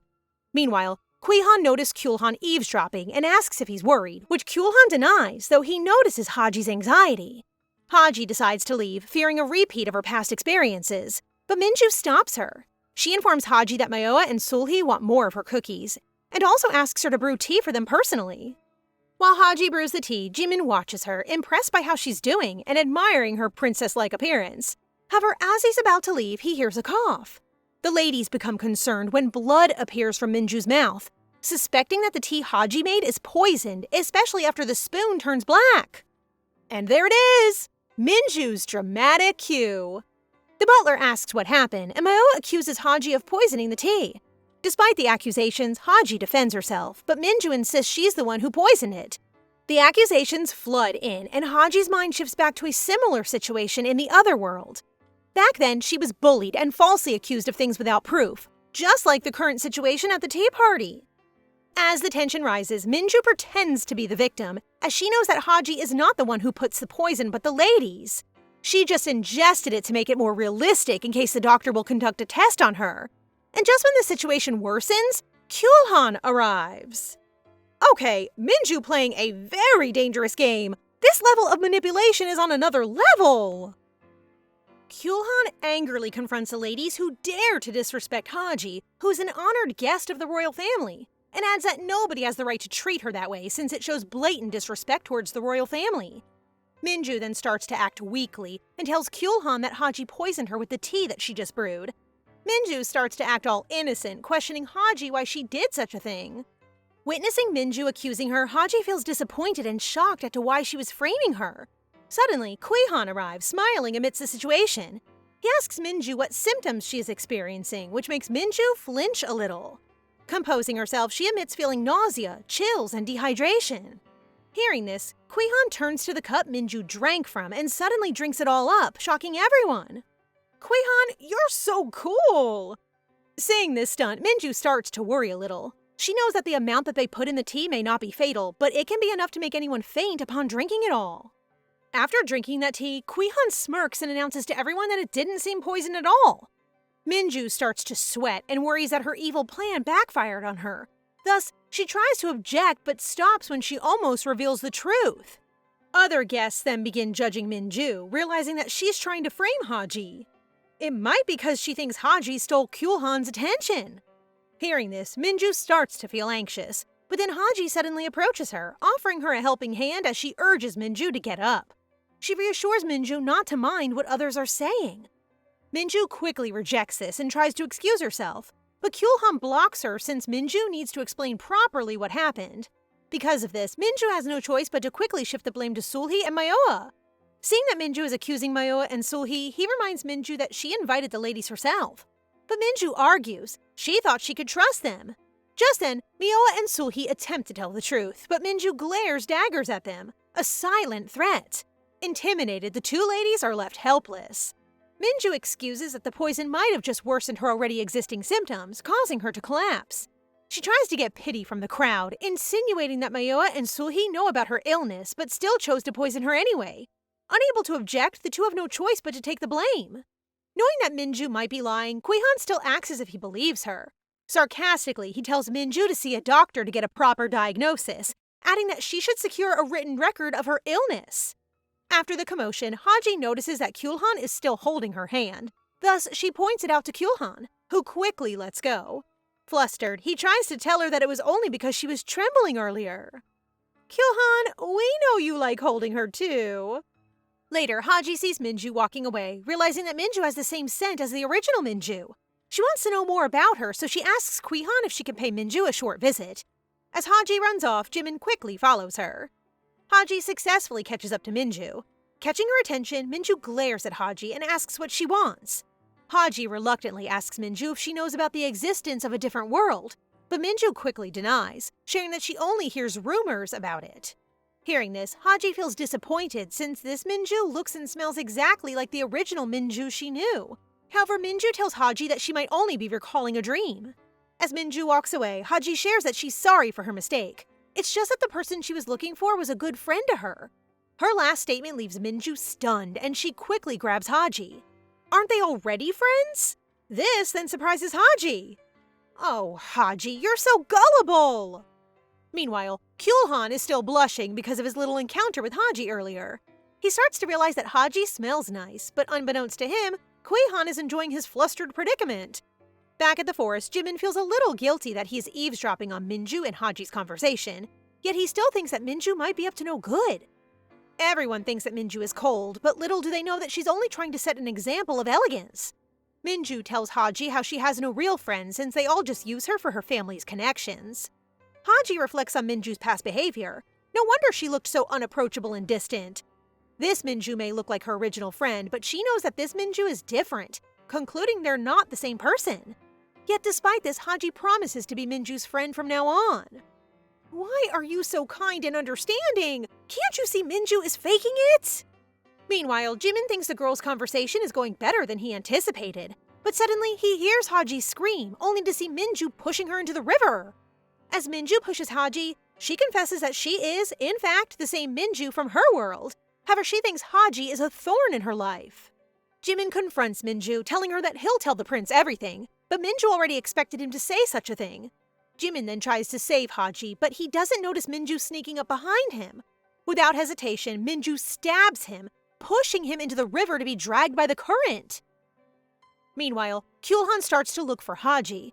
Kilhan informs him that Haji went to see Minju, adding that Jimin accompanied her. Knowing this, Kilhan brings it upon himself to look for Haji, even if Kilhan offers to send someone to look for her instead. For some reason, Kilhan thinks that something bad might happen. Haji sees an unconscious Jimin also in the river. She grabs him but is horrified when she realizes that he's been stabbed. The current sweeps them both, plunging them to a drop and leaving Haji screaming for help. Meanwhile, Kilhan could not leave the gathering since his aunt had arrived. As they are chatting, his aunt starts to tease him with Haji and comments that he looks comfortable with her. This makes him flustered, so he tries to deny his aunt's words. But Kilhan still can't take his mind off where Haji might be, and he starts to feel that something is off. True enough, Kilhan's guts are right, and he spots the butler frantically talking with Kilhan, holding a bloodied knife. Seeing this, he freezes, and heavy rain begins to pour. Hearing the butler's report, Kilhan worries about Haji more. With a whole team of guards, he leads them on a search for Haji. Meanwhile, in her carriage, Minju reflects that, in the other world, Haji steals everything that she wants, just like what she's doing in this world. She then notices that she is trembling after stabbing someone for the first time, but her thoughts are interrupted when her carriage stops abruptly. Kilhan has come to intercept her. What a heartless and greedy person you are, Minju! Haji suddenly starts to dream about her original life and how other kids mistreat her, thinking that she might be a useless person. Suddenly, she feels refreshed, causing her to wake up. Upon opening her eyes, the man tending to her advises her to rest and not speak yet. He wonders if Haji doesn't recognize him. He then puts his hair in a pigtail, thinking Haji would recognize him better, but all she can think of is a pervert with pigtails. Unfortunately, if he had his face that close to mine, I'd assume the same thing too. Meanwhile, after being stopped by Kilhan, Minju gets out of the carriage. He asks Minju if she knows of Haji's whereabouts since she's the last person whom Haji talked to. Still, Minju starts to act innocent, telling Kilhan that she never met with Haji. Kilhan's patience starts to thin, so he draws his sword and points it at Minju. He makes her swear over her family's honor and name that she really has no idea where Haji is.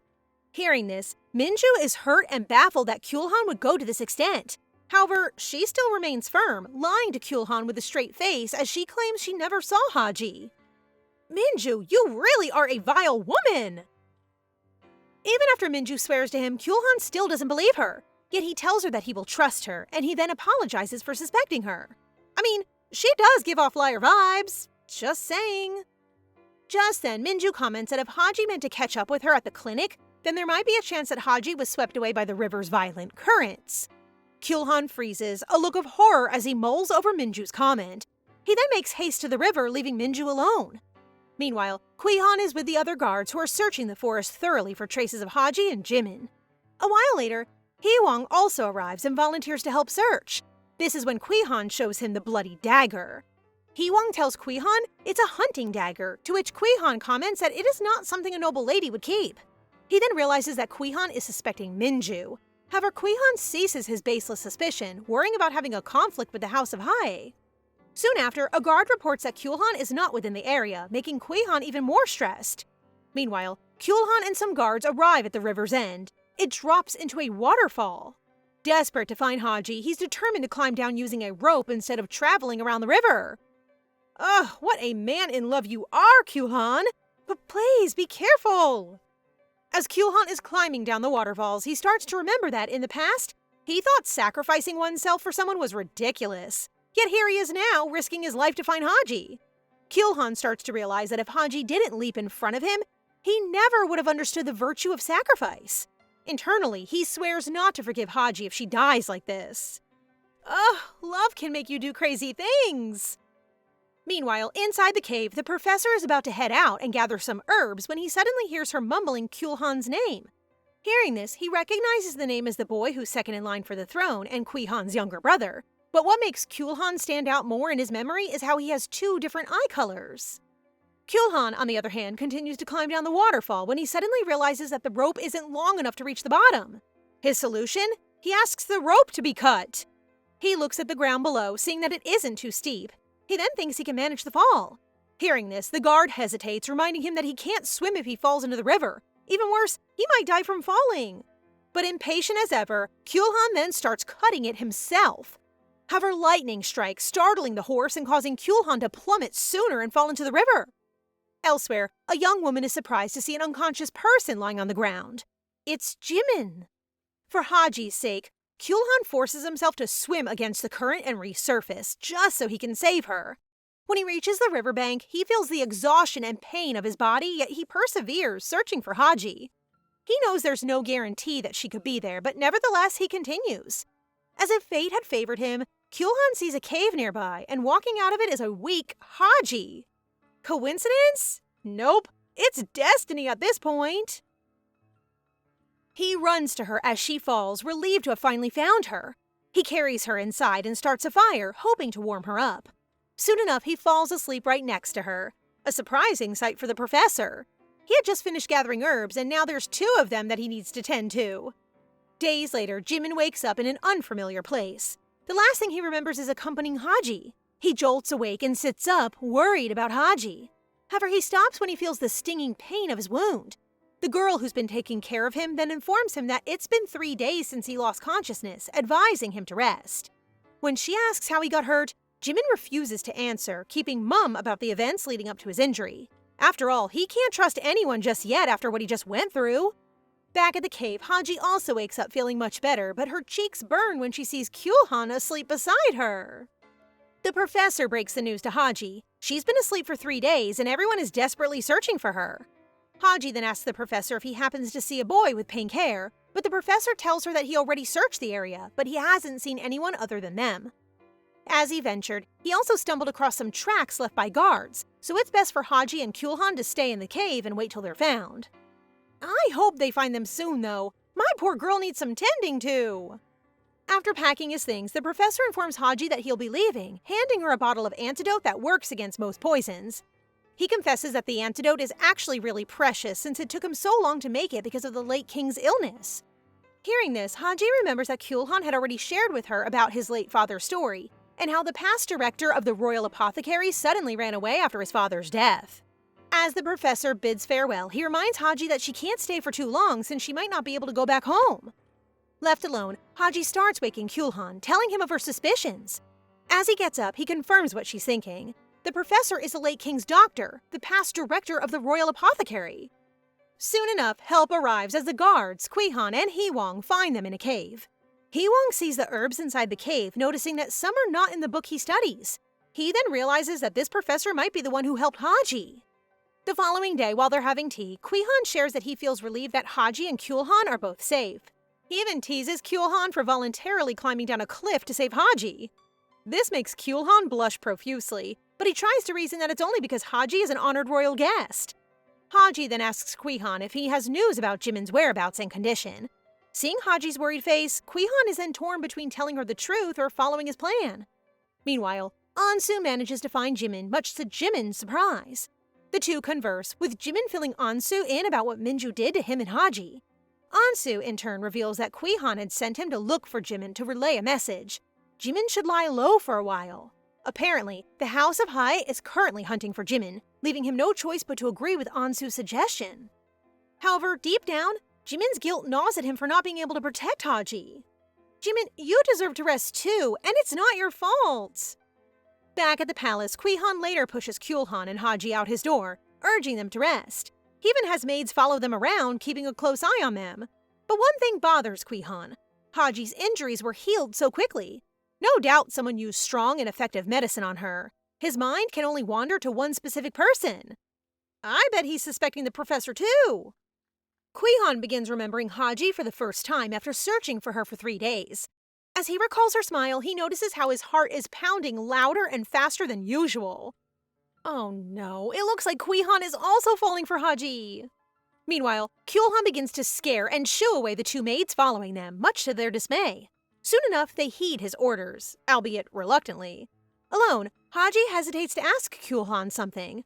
Inside the cave, Kilhan looked at her worriedly, mentioning something about what would happen if he found her lifeless. However, Kilhan doesn't continue his statement, and it's what Haji wants to ask him right now. Meanwhile, at the Hai household, Minju is scolded by her father for being stupid with her actions. Since what she did is overly suspicious, the royal family will surely use it against them. As a response, Minju calmly apologizes and assures her father that it won't happen again. But deep down, she's infuriated with her father holding a grudge so deep that she wishes he would just vanish from the face of the world. Back at the palace, Kilhan is still surprised by Haji's straightforward question. He's speechless, blushing all over without an answer. Luckily, the maids again come running at them, but when they notice his red face, they think he's experiencing a fever. Annoyed, Kilhan quickly denies and starts to scold the maids again.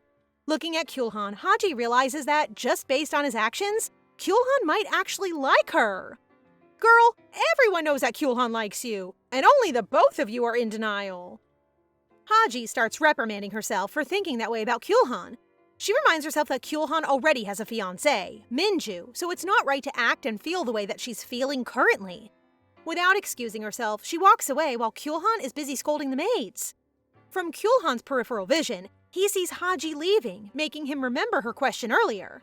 He starts to wonder why every time Haji looks and talks to him, his mind goes blank and only focuses on her. Suddenly, Kilhan notices something odd. He can't smell a single scent coming from Haji. Meanwhile, Hee-wong is disappointed that he still can't find any traces of his professor despite searching for him thoroughly. The bunny girl reassures him that perhaps his professor is closer than he thinks, but he only shakes his head. He would have visited him by now if he was anywhere nearby. Hee-wong, you're completely oblivious. In the following days, the three maids that Kilhan sent are beginning to be too accommodating and caring towards Haji, much to her annoyance. Of course, she feels grateful for their concern, but she can't help but feel a little suffocated. Minutes later, Haji successfully escapes from the maids, but she soon understands that they're only doing this to protect her. Haji then remembers Minju and how she tricked her, unable to understand why she hates her in this world when in fact they were good friends before. Girl, Minju was only using you, even when she was in the other world. She is faking it. Her thoughts are interrupted when the maids find her, but this time she manages to tell them she only needed some time to think. Hearing this, the maids told her that she could have said that from the start. They would have been happy to give her some alone time. After all, they never want to make her feel uncomfortable. At the palace gardens, Haji takes a stroll to get a breather from the maids. Shortly after, Haji stumbles upon Kilhan, who is peacefully reading a book by the fountain. He wonders why she is out without her attendants, and she replies that she wanted some space. He then tells her not to punish them for it. Acknowledging her sentiment, Kilhan asks how she's doing. She answers that she's feeling great, and that it's because the maids have been treating her so well. As she continues to explain, she realizes that she hasn't properly thanked Kilhan yet. Kilhan then wonders what Haji could be thankful for, and she explains that it was for when he was searching for her along with Kilhan. She then promises to bake him cookies later. He then wonders, though she's smiling a lot and expressing gratitude, Haji never mentioned Minju, who was responsible for pushing her down the river. He thinks that Haji must be protecting her. Regardless, he decides that it's best not to mention it for now and proceeds to tell her that she should thank Kilhan instead, because he has never done that before for someone. Upon hearing this, Haji's face flushes, and she swiftly gets up, announcing that she has to go because she feels hot. Upon seeing her reaction, Kilhan's heart begins to ache, despite knowing that it's Kilhan that she likes. On her way back, she overhears the maids talking about Kilhan's actions just for her. Haji then hears them mentioning marriage, which baffles her. Suddenly, one of the maids spots her, agitating the other maids. They then ask her to deliver Kilhan's medicine herself because he might accept it from her rather than from the maids. Haji arrives at Kilhan's door, but no one seems to be behind it. Kilhan opens the door, wondering why Haji is the one delivering the medicine. After making sure she's okay, he angrily tells her to just leave it on the side table and leave immediately. As Haji enters the room, she's fascinated to see Kilhan's room. While placing the medicine on the side table, she notices a necklace, which Kilhan swiftly grabs, telling her not to touch it. He explains that it's from his mother, whom he barely knows. However, she remembers that his mother drowned while trying to save a young Kilhan. Haji wonders if that's why he dislikes water. She then asks if the reason he saved her was because of the same incident involving his mother, but he dismisses her questions and tells her to leave the room promptly. She refuses, saying she wants to see him take the medicine first. Kilhan warns her about the implications of staying late at night in a man's room as he moves closer to her face. Before he can reach her, they are interrupted by the maids, who are worried because Haji hasn't returned. Haji quickly leaves the room, leaving a flushed Kilhan behind. Later, Ansu informs Kilhan about what happened between Haji and Kilhan. Acknowledging that Kilhan and Haji have feelings for each other, Kilhan thinks it's better to make their relationship official. Before Ansu can respond, Kilhan asks her to deliver a letter to Jimin. The next morning, Jimin receives the letter while resting after chopping wood. As he opens it, both he and his savior become flustered, promising to tell her everything if she keeps it a secret. The maids tell Haji about the upcoming royal ball, which confuses her since she doesn't know much about royal customs. Besides, they just had a tea party. Despite the maids making a fuss over the event, Haji worries that something similar to what happened at the tea party might happen again. However, the maids are excited to prepare Haji for the ball. At the house of Hai, Jimin is disguised as a maid, cross-dressing, and has been hired by the prince to infiltrate the residence. The problem is Minju, who already recognizes Jimin's face and voice. For now, he must play his role well. Elsewhere, Kilhan reflects on what happened yesterday between him and Haji. He thinks she was oblivious, which makes him feel bad, yet it also causes him to blush. Meanwhile, after the maids have dolled up Haji, they praise her for looking adorable. Unbeknownst to them, she's already exhausted. Suddenly, a guest enters the room. Kilhan. The maid immediately slams the door on him, perplexing both Kilhan and Haji. The maids explain that it's common practice for the man to wait until the event before seeing the woman dressed up, causing both Kilhan and Haji to shout in unison, embarrassed. Haji then reminds everyone that Minju is Kilhan's fiancé. Upon hearing this, Kilhan states that their engagement has been terminated. After Kilhan informs Haji about the broken engagement, he takes his leave. As Haji reflects on what just happened, the maids continue discussing the broken engagement, even wondering why Kilhan paid her a visit. Meanwhile, as Kilhan returns to his duties, he acknowledges that Haji is busy preparing for the ball. He wonders if she's naive, dense, or simply too kind to believe that after the incident with Minju, he would still be engaged to her. He reflects on every interaction with Minju, troubled about how to deal with her. On the day of the ball, Haji rushes to the venue but stumbles over a guest, spilling their drink. Kilhan notices and quickly steps in. However, Haji stands up for herself, showing she doesn't need his help. After the guest leaves, Kilhan comments that he thought Haji would just accept the disrespect, but she retorts that allowing herself to be disrespected would be equivalent to disrespecting the crown. Kilhan mocks her, saying she can still think despite her tiny head, and notes that he saved her only because she's a special guest, which he then denies, warning her to be careful. Haji becomes flustered by Kilhan's actions and tries not to be self-conscious. Earlier, Haji and the maids overheard guests talking about how preposterous it would be for Haji to marry Kilhan. Despite the maids' upset, Haji tells them to pay no further attention, admitting to herself that it's true. In fact, this makes her feel relieved as she tries to convince herself that Kilhan doesn't like her. Haji tells Kilhan that she's been taking good care of herself. She then asks whether he plans to socialize, which he claims is tiresome. Noticing what Kilhan is going through, Haji has to agree. She then remarks that there will be many ladies Kilhan might like, which baffles him. Suddenly, they hear music, and Haji notes that the ball dance may begin soon. As Kilhan attempts to invite her to dance, they're interrupted when a guest approaches Haji. The guest invites her to dance, alarming Kilhan. He then confronts the guest, claiming that he has never heard of him before. Kilhan uses this opportunity to take Haji to the dance floor instead, leaving her flushed. Haji is so flustered that she keeps repeating she's not misunderstanding, which confuses Kilhan. Soon after, Kilhan notices Haji is tense and struggling, so he tells her to follow his lead.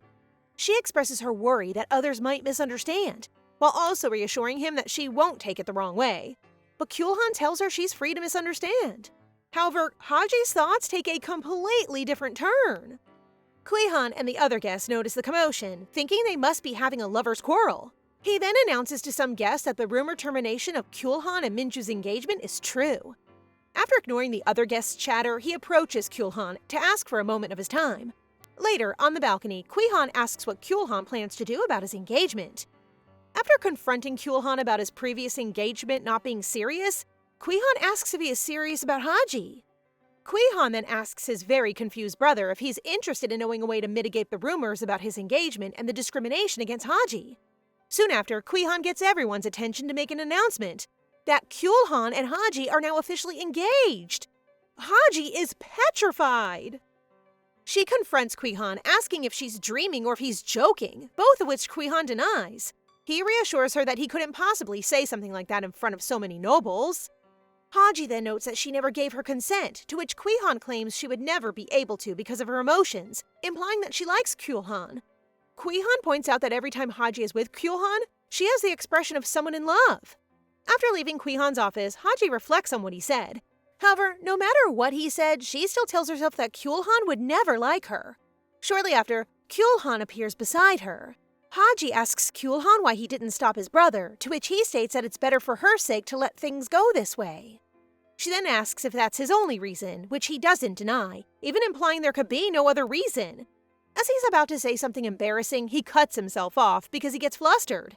They then begin to quarrel in the hallway, witnessed by the maids.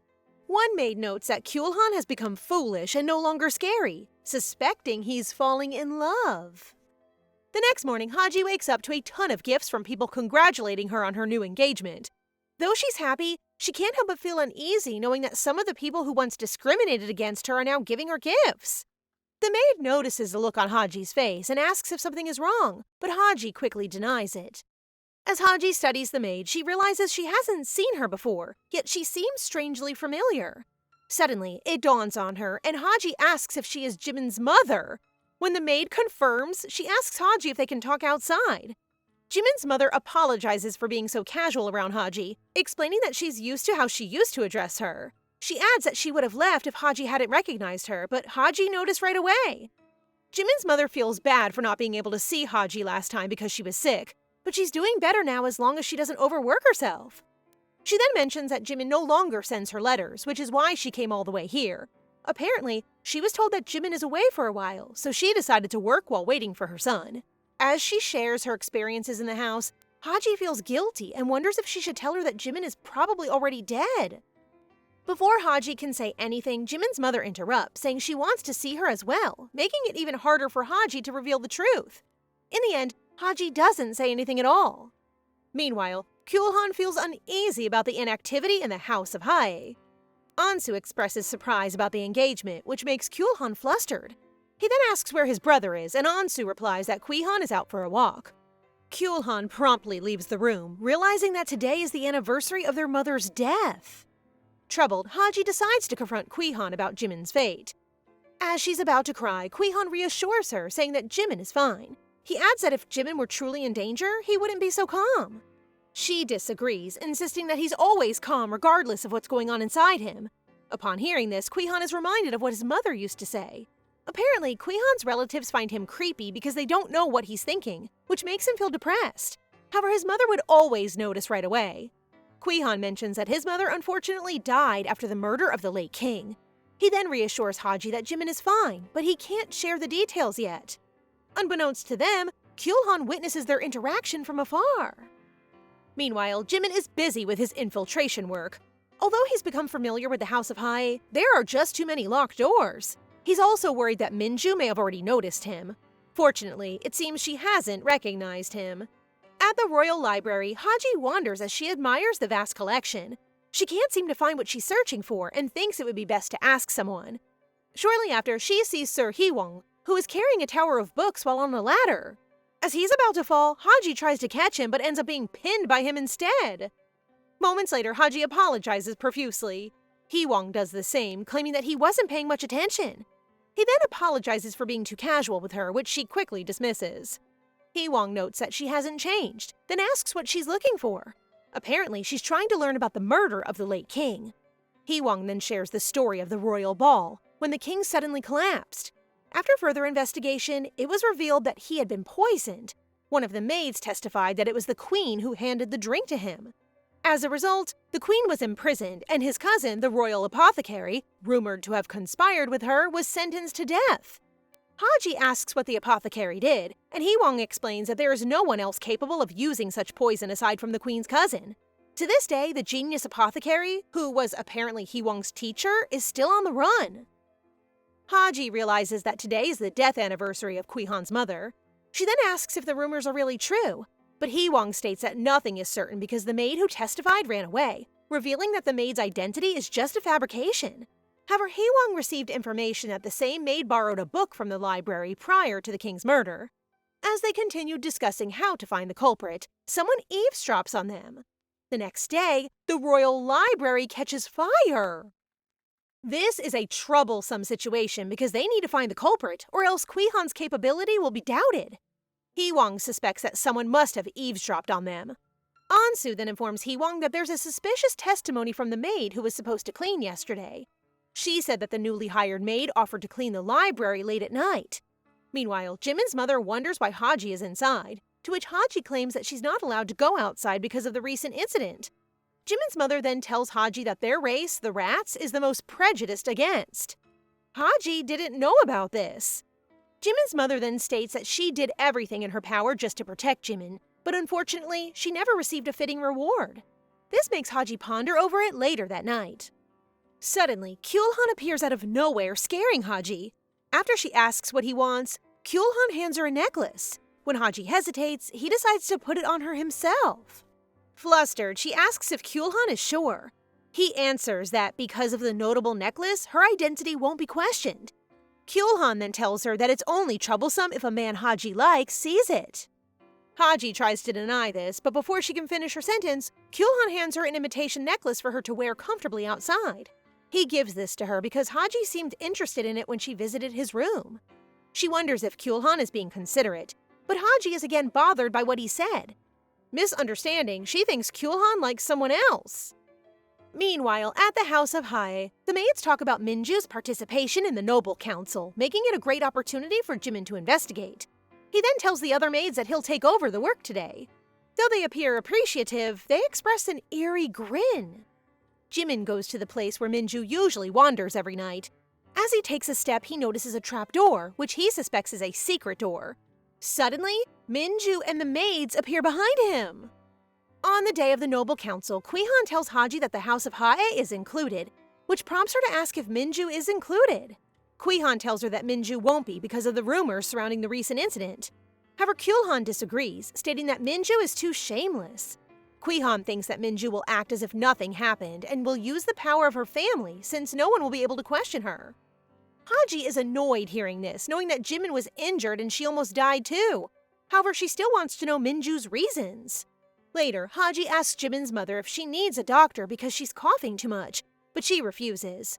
Shortly after, Minju appears, congratulating Haji on her engagement. Meanwhile, Jimin is desperately trying to escape from the maids. After he is caught, Minju reveals that she knew all along who he was. She commends him for being so brave to infiltrate her home despite being the key witness. After that, Jimin is thrown down the trapdoor. Jimin barely escapes and overhears the maids talking about Haji being targeted. Meanwhile, Minju's servants inform her that the meeting is about to start, prompting her to leave Haji with a weary Jimin's mother. Annoyed by Minju's impassiveness, Haji confronts her about the tea party incident, but Minju feigns ignorance. When Haji tries to explain, Minju continues to pretend she doesn't know what she's talking about, even fabricating a story. Haji finally realizes that Minju is trying to act as if nothing happened. Minju takes her leave, and just as Haji is about to call out to her again, she is interrupted by Jimin's mother's worsening cough. Haji calls a doctor while Jimin's mother hides something behind her. Later, Kilhan discusses the final agenda, but Haji is spacing out. Kilhan teases her for being an airhead and tells her she should get used to this kind of stuff since she's now his fiancée, though he is embarrassed to say it. Kilhan states that there will be an increase in the cap pertaining to private soldiers, which confuses Haji. Kilhan mocks her again, explaining that an increase in cap poses a threat and should be a cause for concern. Kilhan adjourns the meeting, but the head of the House of Hae tells him there are still matters to discuss, especially for those who were unable to attend. Despite Kilhan's dismissal, the head of the House of Hae persists in discussing matters, suspecting that Kilhan cannot succeed as king because their mother was behind the king's murder. The council erupts in laughter, and as Kilhan is about to lose his temper, a sudden disagreement echoes through the venue. It is Haji, who claims that a single maid's testimony is insufficient as proof. Kilhan silences Haji, warning that her words would only worsen the situation. After she quiets down, Kilhan concludes the meeting. Kilhan reprimands Haji for her actions, but she stands firm, knowing she did the right thing, especially since everyone else was cowardly, Kilhan included. Given that they are brothers, he is supposed to defend Kilhan. Kilhan replies that if avoiding worsening the situation makes him a coward, then he gladly accepts that label. Haji states she has no regrets, but will reflect on her actions before promptly leaving. Shortly after, Kilhan emerges, sharing Kilhan's sentiment about being satisfied with what Haji said to the House of Hae. Later, rumors quickly spread about Haji's outburst. The old man of Hae expresses disappointment toward Minju, stating that she can't even get rid of Haji. Meanwhile, Jimin is imprisoned and struggling to catch his breath. He asks the maids what they plan to do with him, and they say it's up to Minju. They tell him that if he's lucky, he'll die immediately. Otherwise, he will become a lab rat and die a painful death. Jimin suspects that the House of Hae's experiments are connected to the murder of the late king, but he remains imprisoned and cannot act. He notices a small gap in the wall that seems quite possible to go through. Meanwhile, Jimin's mother receives a letter from someone who addresses her as Nanny. Soon after, the other maids arrive to check on her. As they praise Haji for standing firm against the House of Hae, Jimin's mother is not amused. She believes Haji killed her son. She recalls when Minju told her that Haji pushed Jimin into the river. Jimin's mother has served the House of Hae for some time, even caring for Minju as her nursemaid. Later, Minju then sought for her help, though this was only a pretense for her true intentions. Now, Jimin's mother is determined to exact revenge before her illness worsens. Elsewhere, Haji is busy baking cookies for Hee-wong, who has been saddened by the recent fire. When Haji arrives at Hee-wong's office, she hears a familiar voice. It's the little bunny girl. The girl explains that Hee-wong is out and claims that Hee-wong does not like cookies, suggesting they have tea instead. Shortly after, Hee-wong bursts in, carrying Jimin's weary mother.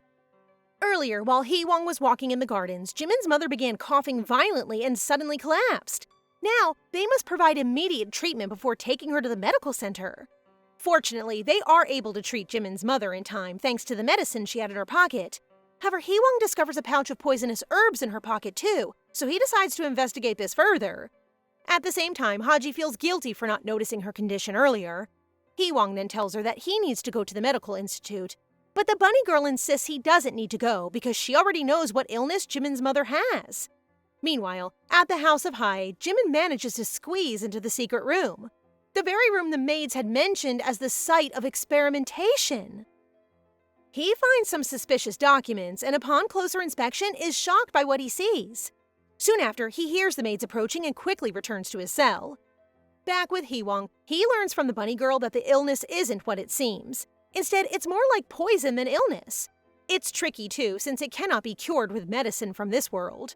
Hee-wong argues that it would be rare for someone to be poisoned just by handling poisonous herbs. However, it is possible if the Havi plant is involved, the same plant used in the murder of the late king. This revelation greatly surprises Hee-wong, as the trade of the Havi plant is strictly prohibited, and it is extremely rare to encounter it in one's lifetime. Hee-wong then suggests that the maid might be connected to the king's murder. Haji finds this hard to believe, but Hee-wong's reasoning is sound. The bunny girl then tells Haji to use the medicine she received in the cave. Haji becomes flustered, recalling her time with Kilhan, but quickly realizes the importance of the potion. Hee-wong wonders how the bunny girl knows about the potion, especially since it was their teacher who was present at the time. The bunny girl begins to sweat nervously, on the verge of being found out. Hee-wong excitedly asks the bunny girl about their teacher's whereabouts, displaying an unprecedented enthusiasm that surprises Haji. Haji then ponders the idea that if the poison cannot be cured by this world's methods, perhaps a medicine from another world might be effective. Later, Haji approaches Kilhan to ask for a favor as his fiancée. She tells the suspicious Kilhan that she needs the medicine Jimin stole from the castle, but Kilhan refuses, claiming it has already been returned. He explains that if the medicine had remained in this world for long, it would have disappeared. Upon hearing this, Haji freezes, her surprised expression confusing Kilhan. Haji realizes that she too will eventually disappear from this world and that everyone she knows will forget her. She used to think she wanted to disappear, but after entering this world and meeting so many wonderful people, especially Kilhan, she realizes she wants to stay. However, as sad as it is, she knows she must return because she does not belong to this world. As Haji continues to express her feelings, Kilhan interrupts, telling her that he will at least help her return to her world, but warns her not to misunderstand. He will not try to stop her. As Haji turns away, she feels saddened by the fact that Kilhan did not even try to make her stay. Meanwhile, Kilhan is frustrated with himself for saying such ridiculous things. Jimin's mother opens her eyes, and the first person she sees is the bunny girl. Worriedly, she tells her that she must have fainted again because of her chronic illness. The bunny girl responds knowingly, saying she has already seen her faint multiple times. Confused, Jimin's mother asks if they know each other. The bunny girl then states that Jimin's mother was at the banquet, the same maid who testified that the queen gave the poisonous drink to the king. Jimin's mother shrieks, yelling that she's talking nonsense. Suddenly, Haji arrives and asks how she's doing, but Jimin's mother is not amused, convinced that Haji is just pretending to be concerned. She is also worried that the bunny girl might actually know her real identity. The bunny girl tells her that it was Haji who gave her a very rare medicine to treat her. Puzzled, Jimin's mother asks why Haji would go that far, startling her. The bunny girl explains that Jimin's mother is very precious to Haji and tells her not to overdo things anymore. Haji then swiftly leaves the room to prepare food for her.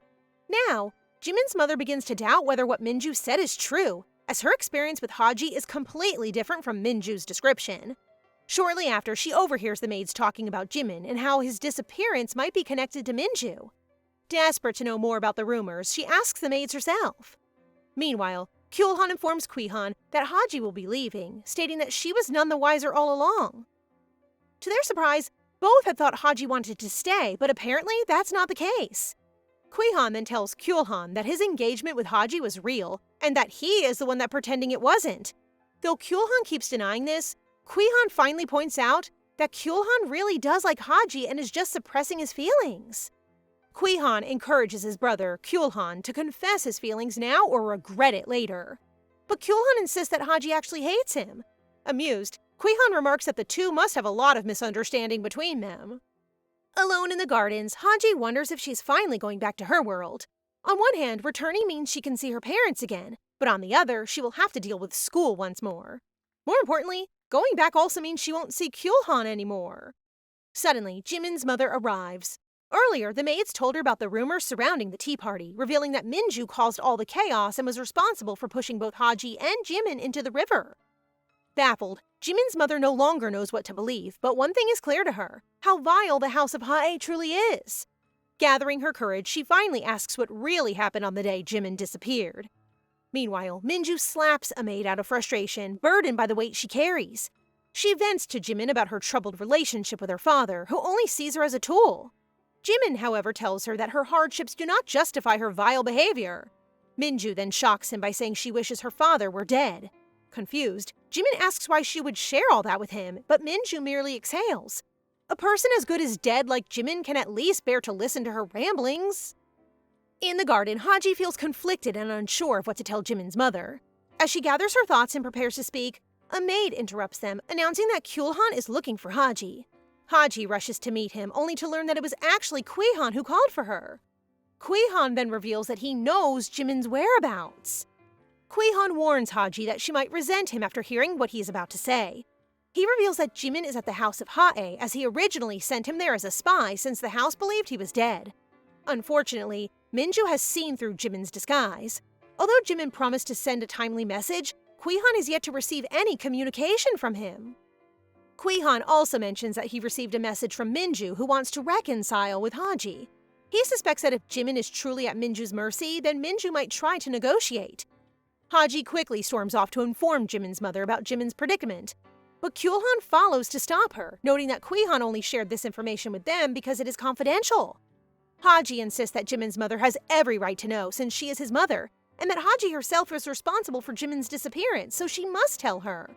Haji begins to blame herself, thinking that if she'd just listened to Jimin, none of this would have happened. Kilhan comforts her by embracing her, and Haji tears up and returns the embrace. Elsewhere at the house of Hae, the maids ask Minju why she hasn't killed Jimin yet. She replies that he is still useful because he is valuable to Haji. Later that day, Jimin's mother arrives in response to Haji's summons. Without delay, Haji informs him of Jimin's whereabouts and current condition. Hearing all that, Jimin's mother leaves the room silently. The next morning, Minju arrives at the castle, thinking that if Haji were out of the picture, she could continue admiring the palace she has loved since childhood. At their meeting, Minju immediately hands something to Haji, though Haji hesitates. Outside, Anzu worries about leaving Haji alone with Minju, but Kilhan says it cannot be helped, otherwise Minju won't reveal herself. Shortly after, Jimin's mother appears before them. Kilhan asks Jimin's mother if Haji has already told her the truth, which she affirms. He then inquires whether she resents Haji. Meanwhile, Haji is troubled by the cookies Minju is offering. After Haji refuses the cookies, Minju reveals she has been raising a pet rat with pink fur. She threatens that if Haji won't take the cookies, the pink-furred rat might have to eat them instead. Alarmed, Haji contemplates what to do. Determined to save Jimin, Haji negotiates with Minju, asking her to spare the rat if she eats the cookies, to which Minju agrees. Just as Haji is about to eat the cookies, Jimin's mother stops her. Perplexed, Minju wonders what her nanny is doing, since it was her job to eliminate Haji. Jimin's mother tells Minju to eat the cookies herself, but Minju finds this preposterous. Jimin's mother then offers to eat the cookies, claiming she is resistant to the Havi poison. She insists that she has no ill intent toward Haji. Minju should eat at least one cookie. She insists that if she has no ill intent toward Haji, Minju should eat at least one cookie. Minju warns that it would be problematic for the nanny if the cookies contain nothing harmful, but Jimin's mother declares she doesn't care because she will expose the truth regardless. She expresses her resentment toward Minju, whom she has served for so long, and now insists Minju must eat the cookies. Frustrated, Minju wonders how Haji continually wins people's trust. After a moment, Minju decides to eat the cookies. At that moment, Kilhan bursts in as Haji tells Minju not to eat them. As the ruckus arises, Kilhan instructs Ansu to call the guards to arrest Minju and have her charged with attempted murder. Minju begins to sob, lamenting why she always gets the short end of the stick. Defeated, she kneels down, crying. Upon investigation, the cookies are revealed to contain a lethal dose of poison. Minju is temporarily detained, and Jimin's mother finally exposes the truth behind the murder of the late king, though not all details are revealed. Shortly after, the House of Hae cuts ties with Minju, refusing to be associated with the incident, a reaction that does not surprise Minju. Haji reflects on what she could have done to prevent the situation from escalating so badly. She wishes she had hugged Minju tightly, like how Kilhan hugged her. Despite everything, Haji still considers Minju her friend. Later, Kilhan finds Haji and berates her for wandering carelessly despite nearly being poisoned. He then retracts his scolding, saying it doesn't matter since she will return to her world soon. Haji had completely forgotten this. Kilhan expresses disappointment that Haji won't be able to witness Minju's trial, which is set on the same day as Haji's return to her world. When Haji asks about Minju's fate, Kilhan says execution is certain. Though Haji believes Minju deserves punishment, she still feels saddened. Kilhan warns her that she might regret being too kind in the future. The next day, Minju refuses to tell the truth. Meanwhile, Haji prepares to return to her world. Kilhan notes that the portal is still unstable and reminds her of his first impression of her, which greatly flusters her. Kilhan thanks her for being the reason Kilhan changed for the better, though deep down, Haji feels the same and silently admits it was because of Kilhan that she wanted to keep living. However, it's not only Kilhan who changed. Kilhan has changed as well, though he can't bring himself to tell her.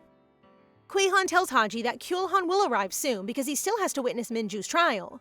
Meanwhile, a commotion erupts in the court as Minju refuses to speak, seemingly waiting for her father to save her. However, her father completely denies her and her actions, abandoning her. Frustrated, Minju rants that she followed every order her father gave her, yet he refuses to help or claim her. She then exposes the truth, accusing the House of Hae of killing the late king and framing the late queen, but her father laughs it off, calling her mad. Suddenly, Jimin arrives with Hee-wong and his teacher, exposing everything the House of Hae did to him and what he found in the basement, leaving Minju and her father stunned. Jimin presents research on the Havi plant done by the House of Hae, but Minju's father dismisses it, claiming anyone could have done that. Yet the former head of the apothecary refutes his claim. Unexpectedly, Jimin's mother announces she wants to testify against the House of Hae. She admits she poisoned the late king and framed the late queen under the House of Hae's orders. She calls Minju's father a pathetic and lonely man, which Minju agrees with wholeheartedly. Minju's father is then arrested as the testimonies cannot be ignored. Frustrated, he attempts to flee as he stabs someone. After Minju's father bursts out the door to flee, someone shouts that he's heading to the ritual grounds. Kilhan realizes that Minju's father knows about the ritual and is attempting to escape there. Promptly, Kilhan orders all the guards to head to the ritual grounds, worried that Haji might be in danger. The trial is set to continue on a later date, but Jimin's mother wonders if her master truly thinks he can get away. Minju realizes her father might take advantage of Haji's return to her world to escape. Angered, Minju is determined not to let her father do as he pleases. Meanwhile, as Haji takes her first steps toward the portal, she begins to question whether she really wants to go through. Kilhan tells her that if she doesn't enter the portal now, it will close. Haji mutters Kilhan's name, and Kilhan asks if she has said her farewells. He adds that even if the trial ended sooner or didn't happen, Kilhan probably wouldn't show up because he would try to stop her from leaving. Haji admits she wants to see Kilhan, and like clockwork, Kilhan and the guards arrive, warning her to be careful. Suddenly, Haji becomes a hostage of Minju's father. As Minju's father begins to threaten everyone, Kilhan grows increasingly agitated. Kilhan tells him to calm down and asks Minju's father what he wants. The man demands everyone ignore the evidence and leave him alone. When this is refused, he threatens to take Haji as a hostage and escape to the other world. Haji blames herself once again. Shortly after, Minju arrives, telling her father to release Haji and stop the nonsense. Her father mocks her, but Minju has clearly had enough. Meanwhile, Kilhan raises his hand, signaling the soldiers to act. An arrow is shot at the head of the House of Ha'e, creating the perfect opportunity to charge at him. He retreats through the portal, taking Haji with him. He warns Haji not to move too much, as it could cause a rift and make her lost in the void. One last time, he mocks Kilhan's actions because of her. As the maids desperately tried to stop a furious Kilhan from entering the portal, Kilhan tells him to wait for another ritual. Furious, Kilhan argues that it's unfair for him to be safe while Haji is in danger. Determined, he takes a step closer to the portal. Never before had Kilhan thought he would be willing to save someone, but because of Haji, everything changed. Before Kilhan can enter the portal, Minju steps in and jumps through it herself. Meanwhile, Minju's father reminds Haji to stay still. Haji contemplates what to do, knowing she can't let him return to the cat's world. He then tries to make her feel worthless, claiming she's just as useless as Minju. Annoyed, Haji squirms, hitting the wound she just received. The two become separated, and Haji is overjoyed that the cat's world will be at peace. In the void, Minju suddenly wakes Haji, attempting to save her. Minju pushes Haji toward the exit, while she, Minju, goes deeper into the void. She reflects that she never wanted to be the villain. The truth is, Haji was her very first friend. However, life was too unfair to her. Haji had everything Minju ever wanted, so Minju will never apologize to her, although she knows Haji will forgive her regardless. After Minju continues to fall deeper into the void, Haji returns with a tie around her waist, rescuing her. Once both are saved, Minju complains about her past actions, but Haji reassures her that she still wants to be friends, resolving their issues. Following her confession of everything, Minju is imprisoned for a short time. Hee-Wong's teacher is reinstated as the head of the apothecary, though Hee-Wong remains baffled that his teacher and the bunny girl are the same person. Meanwhile, Haji awaits another ritual scheduled for the next day. She is caught by Kilhan, who is upset because she's snooping around to escape. Haji notes there are no longer dangers, but Kilhan offers to accompany her anyway. He expresses his thoughts about Haji saving Minju, admitting he wouldn't have done the same. Haji admits she was naive and dumb, but Kilhan disagrees, saying he likes her personality and wants her to stay. Haji then confesses she also likes him. Both become flustered as they exchange reasons for their feelings. Kilhan cuts the moment short, reminding her she has to leave, which Haji agrees to since she's not from this world. The next morning, Haji enters the portal. Kilhan tries to convince Kilhan to chase after her, but Kilhan is firm, respecting Haji's wishes. Suddenly, Hee-Wong's teacher reveals that Haji might be a special case who can return anytime she wants, surprising them both.